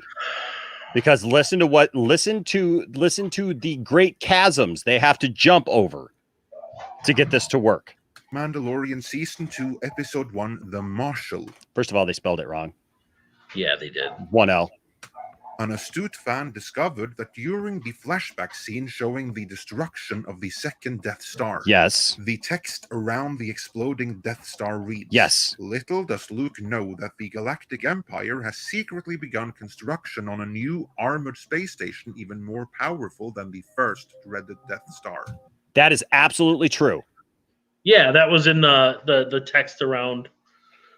Yeah, that was a shout. That was a bone for the fans. That, there was all sorts of, fan service in that episode. Yep. Little suppositories in the shape of Doomcock's head. Yes. Really gets the job done, loosens you right up. I mean, just totally. Yeah, TW, absolutely. Everyone go read the article because how they think this proves it is insane. I agree with you, man. Do not take Doomcalax without talking to your doctor. Do not take Doomcalax if you have heart problems. Doomcalax for when you need to take a crock of Johnson. You got to fill that crock. My gosh. Okay. So yes, here we go, folks. I agree, TW. This is it's painful how they try to make this. The fan rightly pointed out that this was from the opening crawl in The Return of the Jedi. Yep. The fan would then inquire as to why and how the text was used to both Lucasfilm creative art manager Phil Szostak and Lucasfilm story group member Matt Martin. Yep. Szostak would respond, that's undoubtedly an ILM VFX element, so I'm sure the text is just there as a fun Easter egg. Yep. Exactly. Yep. And that's where they should have left it. Because somebody really would have had to go and figure that out, decode it, to understand that that's what it was saying. Okay. Obviously it was put there by them, but no, Johnny, the conspiracy runs deep. The conspiracy runs deep with this one, my friend. Okay. I mean, so deep. You're entering the salty zone, Johnny. Make sure to take plenty Doomcalax. Take some Doomcalax with my water here. Oh my gosh, man! Take a couple, because this is oh my gosh, it's almost painful, but we have to press on. He then asked Hal Hickel to comment. Hickel seemingly confirmed Szostak's claims with a simple "yep." Because that's all it really needs is the ILM put a nice fun little Easter egg in there. Nice, good job. Other fan would then ask, who filmed the Death Star blowing up? And how come there's no debris left? But there's some debris left over in the Rise of Skywalker. From that explosion, how do you know there's not debris left? Oh, jeez. Are they serious? How do you know there's not debris left? Oh my goodness. How do you know there's not debris left? By watching the explosion. I am so sick of hearing everybody go, it was vaporized. Couldn't you tell it was vaporized? Have you watched the explosion of the Death Star, Johnny? Yes. What happens with the explosion of the Death Star? It breaks apart, blows up. Yeah. Gets scattered around the quadrant there. Yeah. When things just vaporize, what is that? That's you're literally seeing nothing, right? Yeah, you see nothing, but you see all sorts of stuff out there. I mean, it doesn't. Is he saying that that newscast they watch doesn't show the pieces that we see in The Last Jedi? Well, I'm gonna show you something. Or Rise of Skywalker. Is that where he's going with this? Yeah, I'm gonna show you something really interesting here, guys, and I want you to take a look at this because I want you to think about what we're seeing here when we watch. And I'm not going to share the sound for this because we're just gonna look at it. Return of the Jedi, right? Second Death Star explosion. This is what we get. This is what you have to look at, and then you tell me, guys. You do tell me. Now, do you notice something there, Johnny? Yes. What are those little pink things flying out of there? That would be debris, like giant pieces of molten, blown up Death Star. Are you sure, Johnny? Yeah. I mean, like, right? Like, I mean, what the? No, according to them, it's all been vaporized. It doesn't. I They don't. are so, dude. They're so desperate. They're so into this whole thing. And here's the thing. The size of debris from the Death Star is what bugs me. Not that there might be debris from the explosion. Do you understand something? Look at the size of that debris, though, there, Phoenix. Look at the size of that debris. Do you understand how big the Death Star was? The second Death Star? The second Death Star was even bigger than the first Death Star. Those chunks of pink are chunks of Death Star. On fire. Flaming. Do you guys understand? Like when a welder goes and welds something and you got sparks that come out. What are those sparks? Are they just pieces of fire? Yeah, exactly. No, they're pieces of metal. They're literally they're sparks. Sparks fly off of stuff because it's particles. I just don't. I mean, they're really that desperate. Those little pink spots right there are huge. Huge. When you see the ships, like the frigates right next to the Death Star, and they're like that size. Yeah, exactly. Then how can you be upset about that?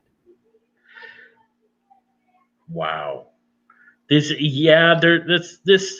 theory's not holding any water, guys. And here Dollars Film says even in Legends there were debris fields of it. Oh, but yeah. right now there's this ongoing like ridiculous notion that it was all just vaporized. And so that could have so the big chunk of the Death Star that's there in Rise of Skywalker could not have been there.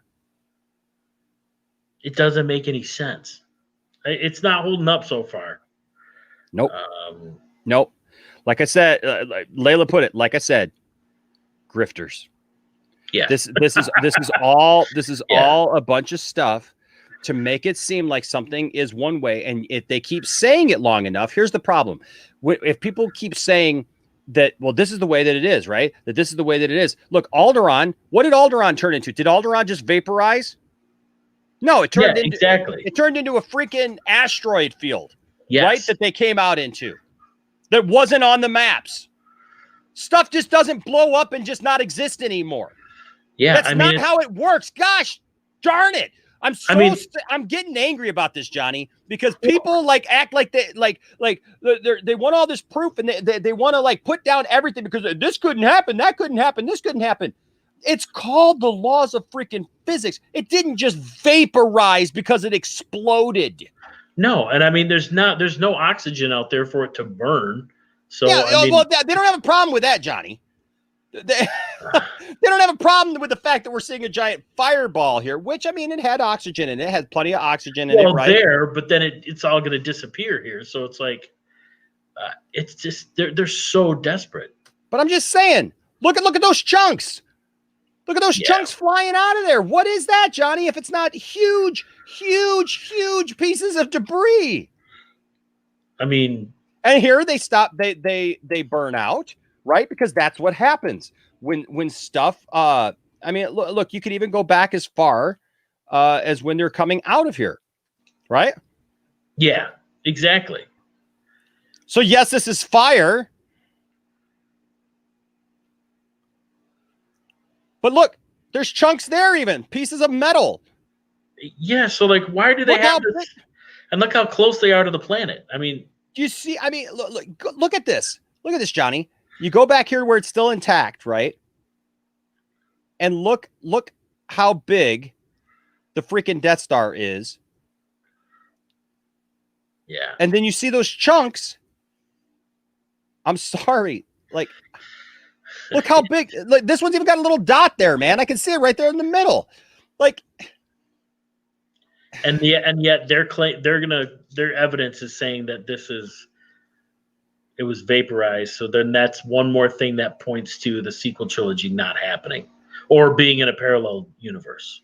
Billy Mays here for Rage Away. Exactly. Yeah, exactly. But these are the same people who complain about the Holdo maneuver. Like, they don't understand how stuff works. I swear to God, yeah. I feel like we should have as one of the emoticons those little ladies from that insurance commercial. It's like, that's not how this works. That's not how any of this works. It's not how any of this works. Oh, good Lord. All right, now back to our regularly scheduled screen share. I just wanted to bring that up because they're going to talk about the fact that, no, you can't have all of this debris and stuff, because like, who filmed it? I don't know. Maybe the cameras that were aboard all those ships that were facing towards the Death Star at the time? Yeah. And how come there's no debris left? How do you get that there's no debris left just on that explosion? Whatever. I mean, come on. It's a TV show. I don't know, man. I don't know. Maybe that was a computer sim. I don't know. Now I'm going down that road. Okay. I don't know. Here we go. Who filmed it? As for the second question, it looks that way because we were matching Jedi. Yep. Because that's what they should have matched. That's the only explosion of the Death Star that we have from the second Death Star is based off a Jedi. I mean, at least Hal is being nice enough to interact with these people. Yeah. Like, seriously. I love it. Christopher says that's not how the Force works, right? Exactly. I love it. We'll just use the Force. Well, and see, here's the thing, Dollars Films. You're exactly right. Imagine the excuses they'd have if you actually had them on the stream to debate them. But here's the thing. These people, they will not talk to you about this stuff. No, they'll make video after video after video after video about it and say all this stuff as if it's fact. But when you actually show them proof of it, they look at like to show debris like burning hot pink as it leaves the Death Star. That's absolutely huge, the size of ships. Yeah. It's like, no. Yeah, I totally agree, Jeff. It's like, I don't know, man. I like where you're going, Drav Walker. I don't know. It's just, it drives me nuts. If indeed they're matching the Return of the Jedi, then that would imply that the second Death Star was completely destroyed in space and that there were no parts left to crash on Kefir in The Rise of Skywalker. Based on what? Based on what? Based on nothing. You're reaching. This theory is really reaching. We literally just watched the explosion of the second Death Star and determined that there were huge mother freaking pieces of junk that blew up and the size of ships like we just saw there. You're really, really losing me on your theory here, guys. I'm not. Sorry. That like, what's hard to get about this? Twitter user Stephen Wainart would point this out, writing, some random Twitter guy. Oh my God! But you contradicted. How? How do you know that? Golly, you guys are so how did it contradict? How did it contradict anything when we just literally showed the explosion with huge chunks at least that size? Okay, well, keep going because I want to see how this plays out then. Because random Twitter user Stephen Wainart. Yeah, random keyboard cowboy. Yep, random guy. There we go. Matching Return of the Jedi. But two whole likes on that tweet. The Rise of Skywalker. Was that intentional? Hickel has so far not commented further, but there you go. Oh, he hasn't said anything else. We got caught. No, you didn't. Yeah, Barcy, it's like, come on. You're not this. So we asked him. We told him that he contradicted Rise of Skywalker, and he didn't say anything because he got tired of dealing with your dumb crap. Confirmed. They didn't answer us. Confirmed. This kind of crap right here is why George Lucas sold Star Wars to Disney. Yep. Apparently now, if you answer one question, but you don't answer their stupid stuff, it's you confirmed it. You confirmed it. Okay, so here's something I did not know. Steven is a fandom menacer. He wrote their fandom menace books, so they'll use him to advertise themselves. Gotcha. Okay. Yeah.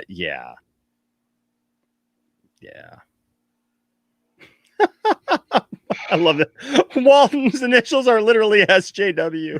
Initials are SJW. Oh, oh, I see. I just said that, and I didn't even see Layla's comment. Just gonna take a deep breath on that one. Like, seriously. Okay. So when he doesn't answer, it's confirmation. The implication appears to be clear.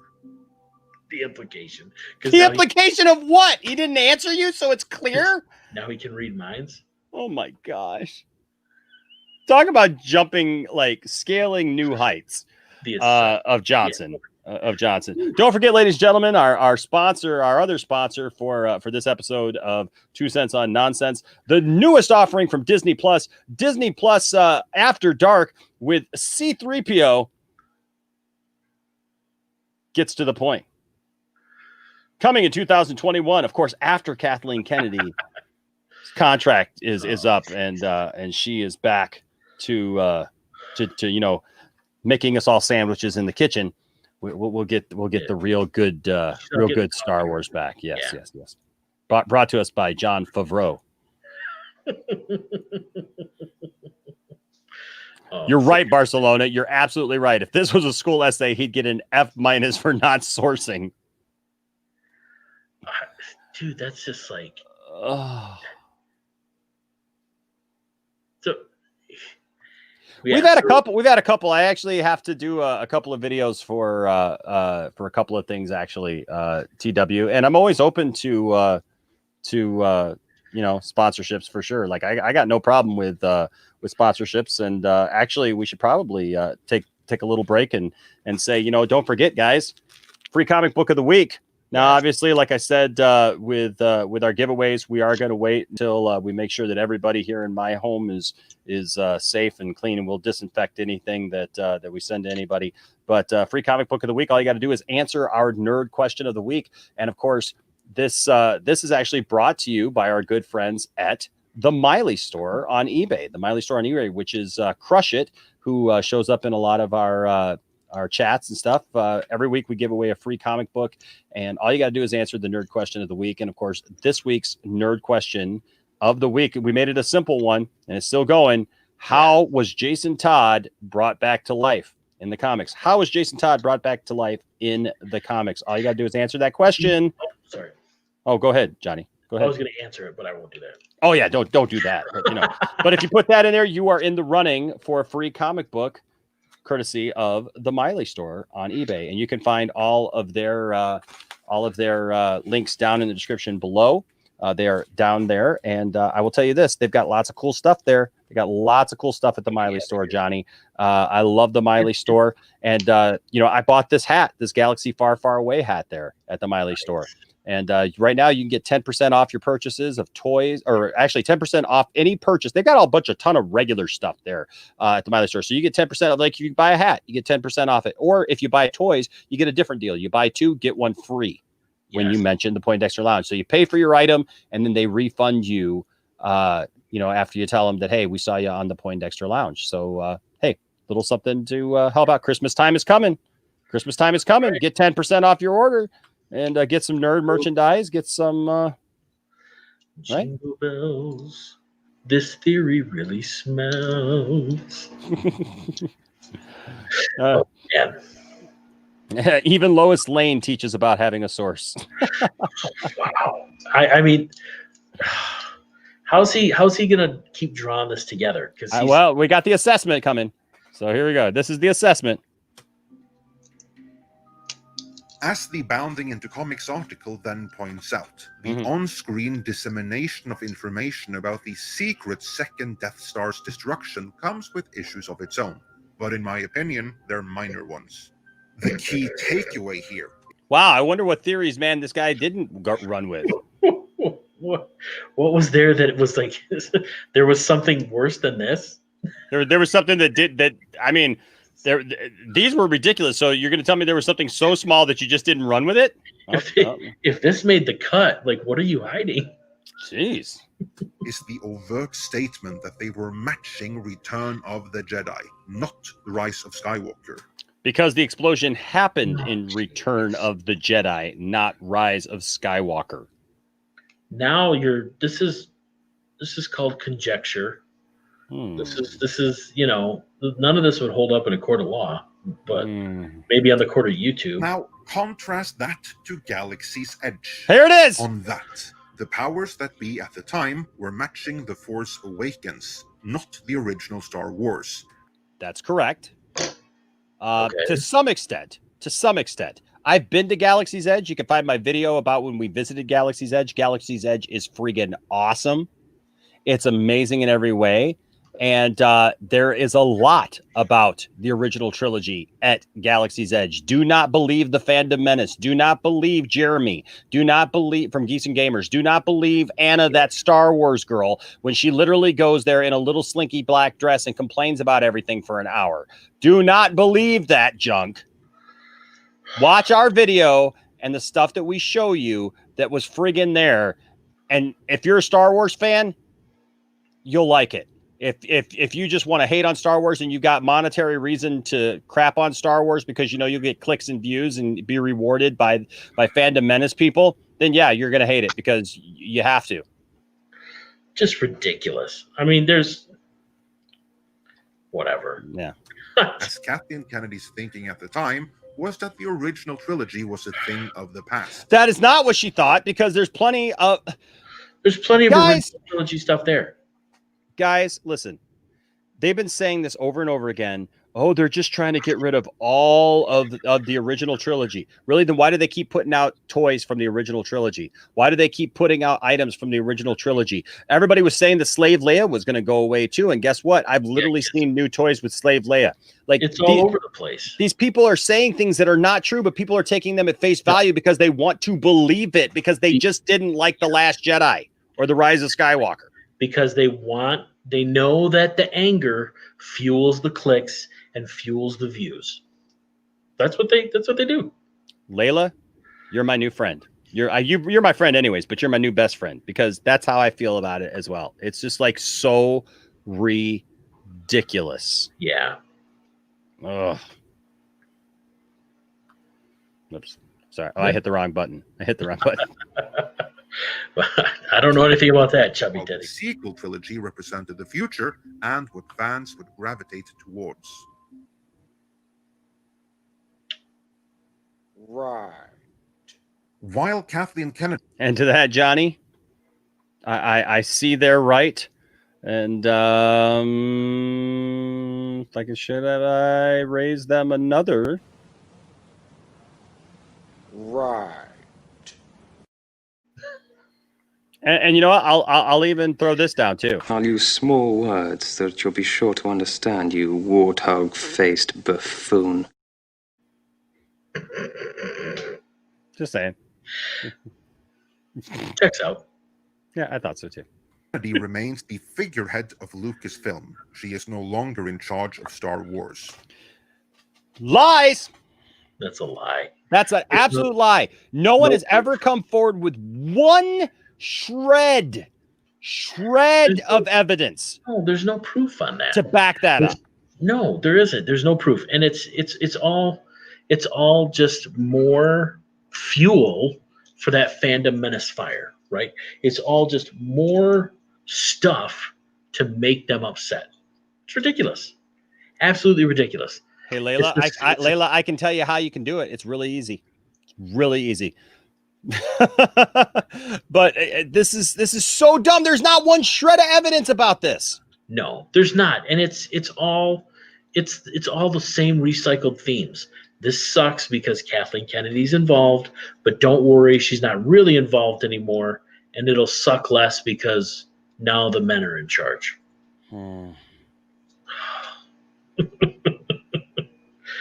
Yeah. There's just whatever. Jon Favreau is, and his loyalty is clearly towards the original trilogy. To be clear, this little Easter egg is not conclusive evidence that the sequel trilogy is being removed from canon.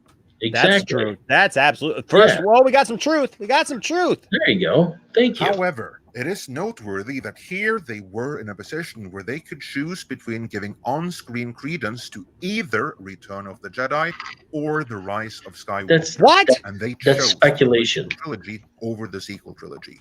They didn't choose anything because they showed the explosion. That's speculation. There's nothing. Well, Christopher, you're right. I mean, there's just pure speculation.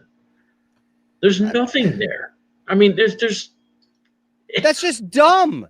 That is just so dumb, Johnny. Because there is absolutely.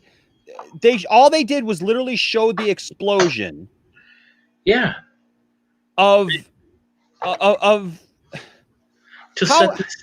mean, it was all fan service, and they're trying to turn it into something it's not, and it's got nothing to do with that. So it just doesn't make sense, Johnny, because to sit there and say that they had to make a decision and a choice whether or not to take Return of the Jedi or the other one, and all they did was show the exact same explosion, and we just showed the explosion in Return of the Jedi. And the explosion in Return of the Jedi shows that there was shrapnel and very huge, large pieces of shrapnel that had to come out, right? And that had to go somewhere. They had to land somewhere, buddy. Well, and there's only one thing that had any amount of gravity, like anywhere near them, Johnny. Well, and there's no, he hasn't talked anything about how does this theory then play out? Where does it show them contradicting the comic books, the novels, everything else that's been written about the sequel trilogy so far? Like nothing, Johnny. Yeah, exactly, because there's no credence to it. There's nothing here that holds water. Like, this is the production value on this video, great. Love his little Bitmoji with the martini, okay? Mm-hmm. But I mean, so far the theory, there's no proof. No. Well, and ladies and gentlemen, 2 Cents on Nonsense, again, sponsored by our good friends Doomcalax, right? When you have to get something out and you have to get your Crocker Johnson out and it just won't come out, make sure to take your Doomcalax when you have to go but can't. Trust Doomcalax. And then also for those extra stubborn ones, when you have to get those pieces of Death Star shrapnel out that just don't want to come out, or, I guess go in for that matter, don't forget Midnight's Edge personal lubricant. Trust by the fandom menace when it really needs to be rammed in, ladies and gentlemen, because that's what they're trying to do here with this mess and junk, because this didn't prove anything. Doesn't prove a thing. It's still no. What is even more noteworthy to me, though, is that this was a visual Easter egg that they did not have to include. If they had merely referenced the event without showing the... Wait, hold on. This is the actual scene, ladies and gentlemen, from the episode of The Mandalorian. Johnny, do you see something familiar there that we just showed a few minutes ago? I see the pink shrapnel flying everywhere.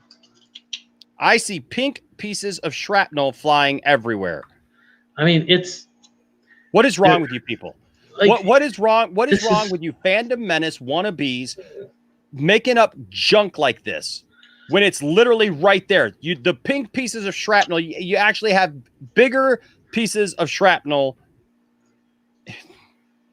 There's nothing but this isn't like these visual effects and this story weren't written by Neil deGrasse Tyson or a physicist, I mean, yeah, and thank you, Ambassador. Those are fantastic drawings, The Doomclax is great. He also supplied the Midnight. Yeah. But this isn't meant to be scientifically accurate. It's an exploding space station. Doom collects contradictions from the croc. Ooh. Yeah, right. At least Doomcock's videos have like some kind of fascinating like you can watch Doomcock with his stuff. Like this is literally meant to like be informative, and this is stupid.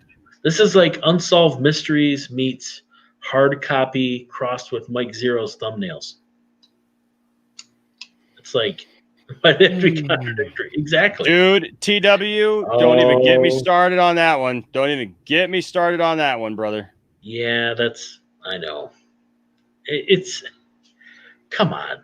I mean, really? Does he have any other way? Like, how's he going to prove that this is right then? They're like the plastics from Mean Girls, but stupid. And this is their burn book. Okay, it's almost done. Flashback. And not only would that have cost less, they would have bypassed the issue altogether.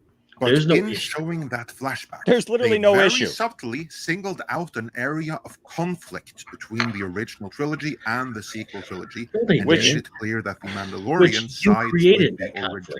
You can't just make something up and then say that it's like a point of contention. No, not when you have Moff Gideon running around with the Darksaber, you can't say the Mandalorian sides with the original trilogy.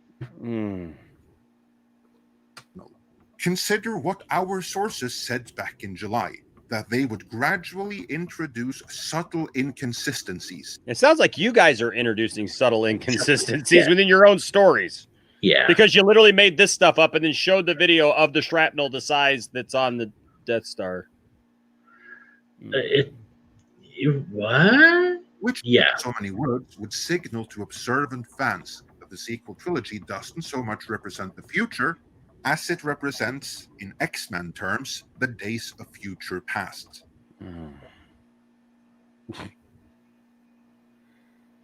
Oh, nothing. I got nothing quippy here. I just want to force them, if they watch this video, to have to look at Luke drinking green milk. Take it in. Ridiculous. Take it in. He's drinking Doomcalax. He is. He's had a hard life there on the island. He needs a little Doomcalax. Oh my gosh. Oh my gosh. Doomcalax. Possible future that won't happen. But what does that mean for Star Wars going forward? Absolutely nothing. Nothing. You lose. You lose. Stupid. Could we be getting a new sequel trilogy? Oh my gosh. Yes, because that's what they're going to do. After all that, dude, after they spend years. After how many years of planting these little seeds will they redo the sequel trilogy? Yep.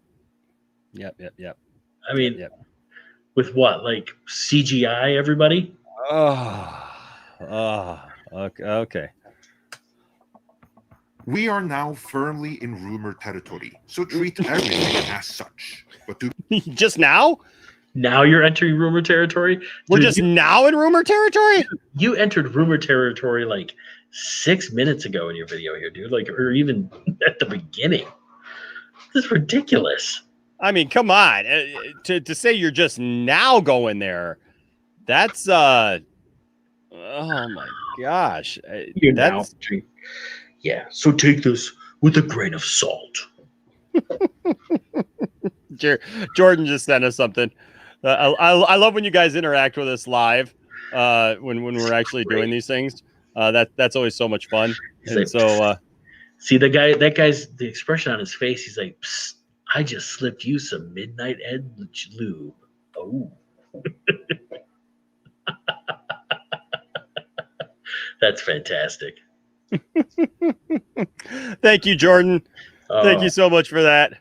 That's Mommy, fantastic. Doomcock's mommy like sent him to Midnight's Edge to jeez. Layla.exe has stopped due to stupidity. Exactly. It's oh there's my nothing. God.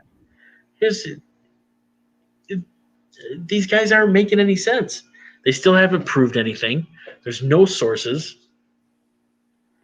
Oh, you know what? This is a good point. Jordan, I bet they'd be angry that Santa is a woman in this depiction because it's from Santa Kennedy. Yeah, they would hate that. They would be. They would not. Oh my gosh! Can you imagine? Can you imagine, Layla, if they made Brie Larson like Mara Jade, No, or a female Darth Revan? It'd have to be Darth Revan. Oh my! She meant Star Killer, or even because originally, Star Killer was a female. I've got the action figure, dude. Yeah, the action figure. They would hate that. I'm telling you right now, dude. I still cannot wait for when they actually reveal that the child is a female. Yes, that is going to tick off so many people. They're going to be so pissed. It's going to tick them more off than this did.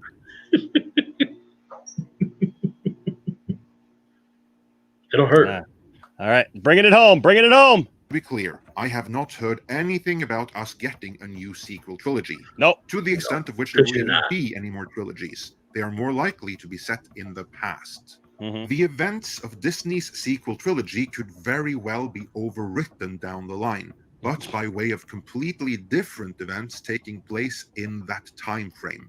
But if that happens, it will probably happen on Disney Plus, as that is likely the primary home for Star Wars.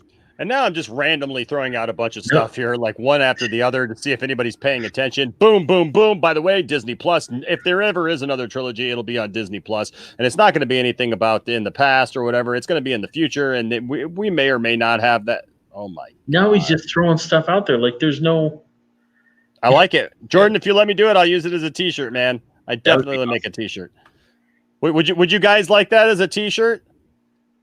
I was already thinking about using this as a T-shirt because I think that'd be a cool T-shirt to make, and then this is as a companion, just in time for Christmas. Just in time for Christmas for all of you guys. Would you guys like a Doomcock? There's a T-shirt for you. That's her. That's Batgirl making out with Jason Todd, by the way, in the Three Jokers. So for those of you wondering. I shall receive royalties. LOL. In perpetuity. As soon as the sequel trilogy comes out, Jordan, that's when you get paid. The redo. Yes. There you go. There's the that's what the deal that we can make, right? Upon the release of the Lucas cut. I would love to see a Neon Numb Black Series figure. Absolutely, man. That'd be awesome. We'll get it. He says, I mean, you have my blessing. First he said, what do you say? First he said, you have not blessing. LOL. Then he said, I mean, you have my blessing. I think it's all the it's all the Doom Collax he drank. All the Doom Collax is getting to his brain here. All right, here we go. That assault. Going forward, the last I've heard is that Disney are continuously assessing the situation, but that they question if in the post-pandemic world there will still be a theatrical market to justify high-end mega-budget features like the Star Wars movies have been up to this point. Oh, there might still be theatrical Star Wars movies, but they will likely be smaller in scale and scope. Okay. And end up on streaming faster. Sure. Between that and everything else, which is also increasingly going direct to streaming, you'll be spending a lot of time online. And when you're online, you need to protect your data. And that's where they end the video, ladies and gentlemen. That's literally how they end the video. They just go right into a commercial, and I think there's some here at the end here. We know what you make of The Mandalorian introducing inconsistencies between itself and the rise of Skywalker in the comments. Yeah, so there you go, folks. That's our first foray into Midnight's Edge. So Midnight's Edge, let me bring it in close for a moment here. Oh, okay. Let me. I like the production value. I actually enjoy the timbre of your voice. I like it. I do. I like it. I think you've got a solid delivery. You read the script well. You sound good. Your theory is terrible. It doesn't hold up.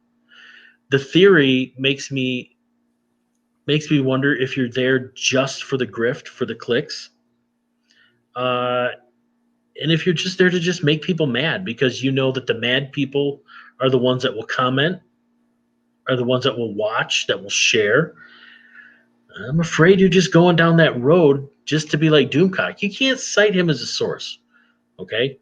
And then, I would say that Midnight's Edge, at the end of your video, the theory kind of devolved into Mike Zero gibberish, where you just start going on about maybe it'll be on Disney Plus, maybe it'll be in a post-pandemic world, it'll be this, that, and the other. I mean, come on, man. You're better than this.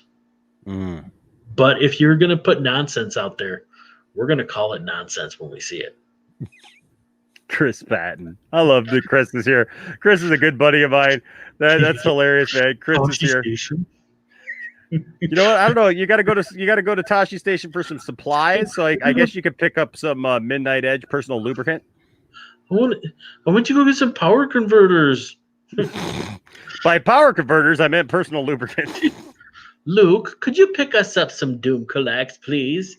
Maybe that's why he was so upset when he saw that they were vaporized by the stormtroopers. It was because he had forgotten. If I had just bought Uncle Owen his Doom Collects, he'd be alive.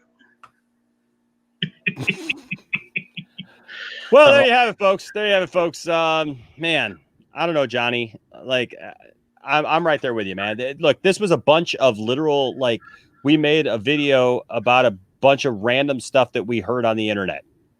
Well, it's like there was absolutely not one shred of truth or evidence behind any of this stuff, and absolutely no proof. No proof. No, it was all conjecture. There's no real proof there. So, like, what did you do? Like, you've got the ability to make some great content. I think they've got 180,000 subs. They get 50,000 plus views a video. So make some better content.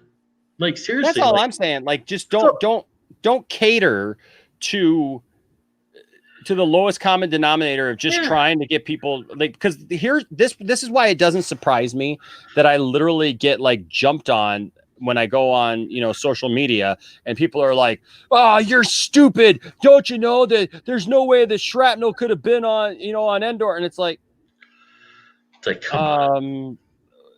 Did you not watch the movie? Did you really just not pay attention to the movie? But it's like, but they hear somebody else say it, and they immediately think that it's proof, that it's fact, that it is something. And it's just not, ladies and gentlemen. It just is not. It's just like he threw Veil of the Force out there and then didn't come back to it. And then he threw alternate timeline, multiverse out there a couple times, but didn't prove how that was going to happen. And then his only proof for these, little subtle hints was ridiculous. Yeah, it was full of fluff. It was all just conjecture, and he said a lot without saying anything. And yeah, Chris, I can't deny that it just felt like it was for clicks. Look, anytime I come back, anytime I clap back at something, I bring some proof. Like when you tell me that there can't be rubble, that the entire Death Star in Return of the Jedi was vaporized, and then we talk about this, like when you see literally sparks flying from something, the sparks are something. They're not just, you know what I mean? They're literally glowing hot pieces of whatever. Well, right? exactly. When you're welding something, you see all the sparks fly off. That's pieces of the metal. Like, that's what, you know what I mean? Like, when you hit something and you see sparks fly off of it, it's particles of that thing branching off, right? And so this idea that the entire Death Star just exploded and vaporized, but yet you see all these particles, these glowing hot white particles going off into space, and you're just like, oh, how pretty. But it all vaporized. There wasn't anything there. But yet they're literally in Return of the Jedi, all the Ewoks and everybody, they're looking up into space as the whole thing is like cascading like this. Yeah, exactly. I mean, people just need to. It's not a scientific thing. It's a movie. It's meant to be entertaining. And you know what? Okay, now I'm totally off track, but seeing Jordan's comment, maybe that's why they seem familiar when you first brought them up the other day, Enosh. Okay. I think I've seen that video that Jordan references. I mean, these guys have the potential to probably put some great stuff out there, but yeah, to go down the road of the lowest common denominator, it's a cop out. It's a way to say I'm just here to make money. You know, we have friends who stream on their channels and all that, and I'm proud to say that, yeah, a lot of our friends definitely want to increase their viewership and increase their reach, but they're not out there spitting out lies for money. You know, Enosh has been attacked by someone, and he was attacked again recently, and so was another friend of ours, by someone who gave up integrity to go after clicks and views. And now that person is way to go, Poindexter. Check out this clip. Thank you, Poindexter Lounge. Yep, you nailed it. That's what you turn into when you eventually, yeah, it catches up. Yeah, it just look, I like we said at the beginning of this video, I got nothing personally against Midnight's Edge. I got nothing personally against any of these guys, but I will say this: when you start to propagate this stuff, and look, if you use Doomcock as your reference and he is your source for where you're gonna like make your videos and things like that, you lost me already. Yeah, you can't. You already lost me. You already lost me because. And see, Layla says, you said it. I never noticed those pink sparks until now. But like the pink sparks, the white sparks, right? Like all those things, the glowing hot white shards of pieces flying away as the whole thing explodes.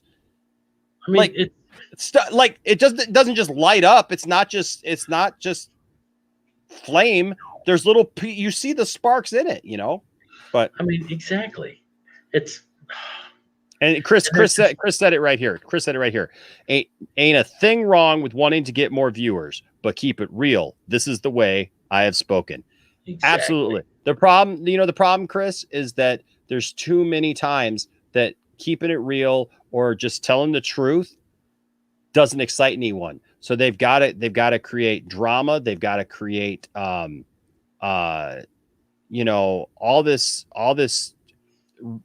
unreal stuff to get people, and they're preying on the fact that there's a large group of people who did not like the sequels, and so they're trying to give these people as fact. They're trying to sell these people snake oil, just like Johnny said, as fact that, you know, if you just give us your money, if you just give us your clicks and views and your attention and your subscription, we're going to change things. What does Doomcock say all the time? Join me and we're going to take these people down who are destroying our fandoms and whatever. They're not doing any good. Like, oh yeah, nobody's paying attention to these people. No. And and then these guys claim that the BBC is paying attention to them and they're going to change Doctor Who. They claim that Star Trek is paying attention to them. I mean, it's Star Wars is watching now. No, none of that's real. But in order to keep up the grift, to keep the money flowing, they got to make you think they are. Absolutely. Absolutely. Thank you, Layla. Thank you for being here. Thank you. It's been great having you guys, all of you guys here tonight for sure. Neon Sci-Fi says, LOL. I get what you're saying, Enosh. To be fair, the debris of the Death Star and Rise of Skywalker looks like 3/4 of the Death Star. So it's one big chunk. Hold on, but hold on, man. They just show one big chunk. Like we just showed that, like literally there were chunks the size of ships that flew away. So like that part is just a big piece. Well, like, and you know, yeah, and again, no, I get it. I get you're not saying that they're right. I get what you're saying. I'm just saying like 3/4. First of all, we could make the argument only 3/4 of that Death Star was there to begin with. But what about all the construction workers on there? Come on. Oh man, you know, the rebels were such horrible people. They had families, Enosh, but rebels never killed anybody. They're like Batman. Is that like Baby Yoda now eating the eggs? It's a genocide. Yeah. Yeah, it's just, you know, man. I Chris Patton says I'm going to start my own YouTube channel called Swallow This BS. Show me the money. Hashtag show me the money. That's funny. That's funny. Stay angry. Yeah, no, you know what? That's the thing, guys, is like, look, Barcelona thought that was funny. Look, I just want to say this. Like, if you come up with a theory or whatever, or you have an idea, that's fine. And we could talk about it, right? Like if somebody just came up and said, you know, like, hey, but you know, like, why do they have a big chunk of the Death Star there? Yeah. In Rise of Skywalker? That doesn't seem to make much sense. And then we have a talk about it, and we're like, oh yeah, but there are huge chunks of the Death Star that fly away. Okay. But for them to actually come out and just be like, nope, it totally vaporized. They are like, you know, Lucasfilm is imploding on themselves, and they're like, they didn't answer us about this one question, so obviously they're confirming that we're right, and they're using it for their own clout. It's just like it's ridiculous. I mean, there's no confirmation there. There's nothing. Yeah, exactly, Ambassador. They're in a bubble. They're in an echo chamber, and they're only listening to each other. You know, that's the problem when you only seek out voices that sound like yours, then you're not going to learn. You're not going to grow. Exactly. You're not going to get anywhere with it, and that's why the fandom menace is literally imploding on itself. It's dying out every day. That's why. Look, I know they're going to cover it up and say, "Well, we're only leaving these, you know, social media platforms and everything because we're so sick of everyone else." No, you leave it to hide your numbers. You're like the sand people. You're walking single file to hide your numbers because you know that you're losing people on a daily basis. Because if anything, there's just people who just don't care anymore. There's people who don't have time to live their lives hating a franchise anymore, right? That they don't have time to hate Kathleen Kennedy anymore or hate Disney anymore because there's stuff about it that they do like, you know, and stuff. And Jordan says, and they accuse us of having an echo chamber. And that's the thing, is like, that's all they surround themselves with. They never actually discuss actual issues within their own fandoms or their own, you know, ridiculous theories and stuff. Because, like, look, we just literally sat here and watched this whole thing, and it's all a ridiculous theory that is easily provable that's wrong, but they literally spent the time and, you know, whatever. And there's people who are going to watch this video, and I didn't even look. I already closed it out. But how many people watch that video and think, oh yeah, boy, they're right. They're right. Look at, you know, they got to be legit, right? Yeah, exactly. Oh, they had somebody from the production team interact with them. They must be onto something. You know, it's ridiculous. It's nonsense, pure and simple.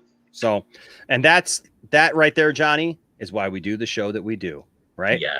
Because wherever there's nonsense, we're going to give our 2 cents on that nonsense. And we're going to keep bringing you guys this kind of programming and smashing down all this nonsense as we see fit to do. Guys, thanks for joining us tonight. I hope you had fun. We had fun. Look, at the end of the day, you know, this isn't, you know, that big of a deal in the bigger scheme of things. We're just here to have fun. We're here to point out these inconsistencies and point out the fact that, you know what, man. Chris says it right. He says, man, being a kid in the 80s, we could just enjoy our Star Wars. Now people are making a living hating on it. Thanks, social media. Hashtag thanks, social media. And that's the problem. And that's why we do what we do. That's why we say the things that we say. That's why we have this show, is because, look, at the end of the day, enjoy what you enjoy. If you don't like it, if you don't like something, don't like it. You don't have to. Nobody's forcing you to like it. Nobody's forcing you or trying to change your, you know, your thoughts on it. But don't hate on what somebody else likes, you know, just to hate on it. You know, be fair, be good, and treat everyone with some respect. And remember that just because somebody likes the sequel trilogy, if you don't like the sequel trilogy, that's fine. Let them have it. Yeah. And you know what? And if you like the sequel trilogy and you see somebody who's hating on it, exact same thing. Give them the benefit of the doubt. Just let them not like it. But here's the problem: is in most of the time when that stuff happens, one side or another gets heated and they go at each other, and that's what we don't want to see. So, No. so I encourage you guys to love each other, respect each other, and you know what? Be good nerds. Be better nerds. All right. Guys, thanks for joining us. Johnny, thanks as always for joining me tonight, man. Thank you. Thank you, sir. Yeah, thank you. And thank you to everyone who was there watching, who was chatting along with us. I love it. Sometimes I get lost in the comments too. I'm like, oh man. I know, man. I know. Stuff. Also, don't forget that we do offer our shows that we do here on the Poindexter Lounge on anchor.fm/Poindexter Lounge, where you can take them as a podcast and listen to them that way. And so we're always, however you're going to listen to our stuff or watch our stuff, we're always glad to have you guys aboard. Johnny, where can you be found, sir? You can find me on Twitter and Instagram. Same username, _Johnny_pop. And I'll be happy to interact and talk, and made some great connections and friendships. It's good stuff. Well, hey, Chris, you may want to hold off on watching that holiday special because, excuse me, after the first of the month in December, Johnny and I are going to pick a Thursday, and we are going to watch the holiday special because it's right here on YouTube. And we are going to have ourselves a good time with that. We're not going to pause it. We're just going to go straight through and just talk about it because, look, I have found that there's no better way to watch the holiday special than with friends and to be able to joke about it and laugh about it because, look, it's all Star Wars, guys. And you know what? I just love Star Wars. Like TW said up here, hashtag I love Star Wars.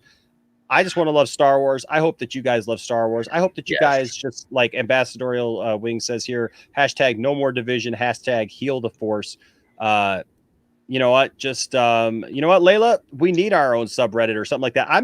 I haven't really got into, into Reddit that much. And I haven't I haven't gotten into, what's the other thing? I'm on Reddit all the time. Yeah, no, what's the, Discord. I know Discord.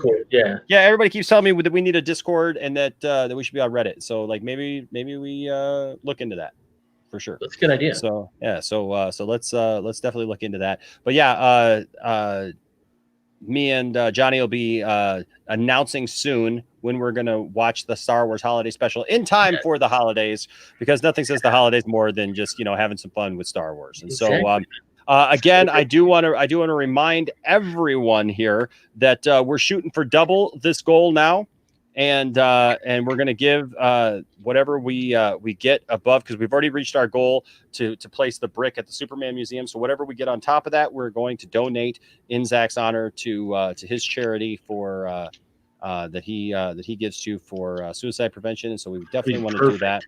Absolutely. So go ahead and look into that, folks. Also, I do want to point out to you guys that right now, as you know, a few weeks ago, we broke the multiverse by having me, Nerdy in Many Ways, Zeverfet, and ACS Universe, which, by the way, he's streaming. So we're going to go over and say hi to him for a minute. But anyways, I encourage you to go over to ACS Universe and say hi to ACS as he's streaming.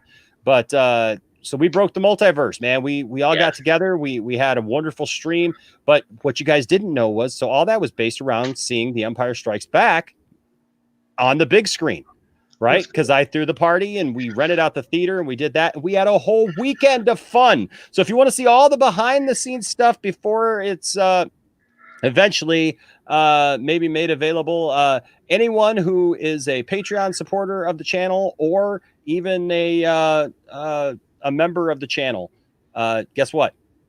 That video is there for you. So right here on the channel, if you become a member for as little as $1.99, you get all the emojis, you get all that stuff, whatever, you can pick your level, whatever, you get to see that video. It is literally up right now. It's an hour-long documentary style video, folks, where you get to see all the fun that we had. You get to see all of these YouTubers behind the scenes having fun.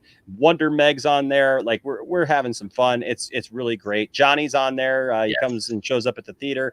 And so all that, or join the Patreon even for as little as $1, and you'll have access to that video as well. And so, hey, we just love to have you be a part here of the Poindexter Lounge. Well, guys, it's been fun. Until next time, My name is Enosh, aka Enosh Fett, or as DC Talk with Extended likes to call me Lord Enosh, or as apparently Jordan likes to call me Enosh Damas. Enosh Damas. There you go. Saying, you know what? At the end of the day, be respectful of everybody, right? Don't let anybody tell you that your fandom doesn't matter, or that you are somehow ignorant, or that you just don't know what you're talking about, or whatever. Just ignore that stuff. You know what? Don't attack other people for their fandoms or for their lack of fandoms in the thing that you like.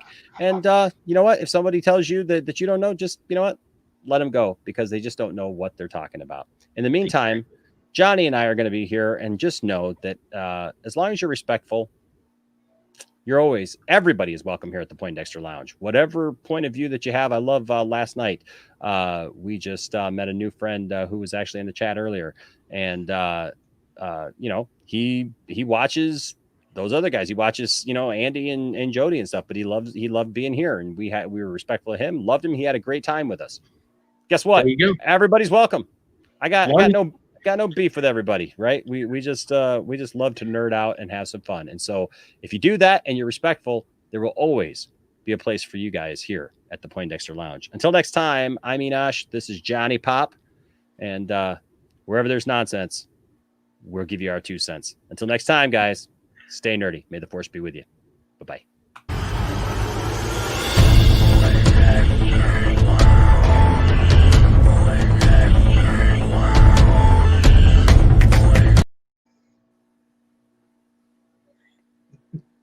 Hold on. What happened there? Stay nerdy.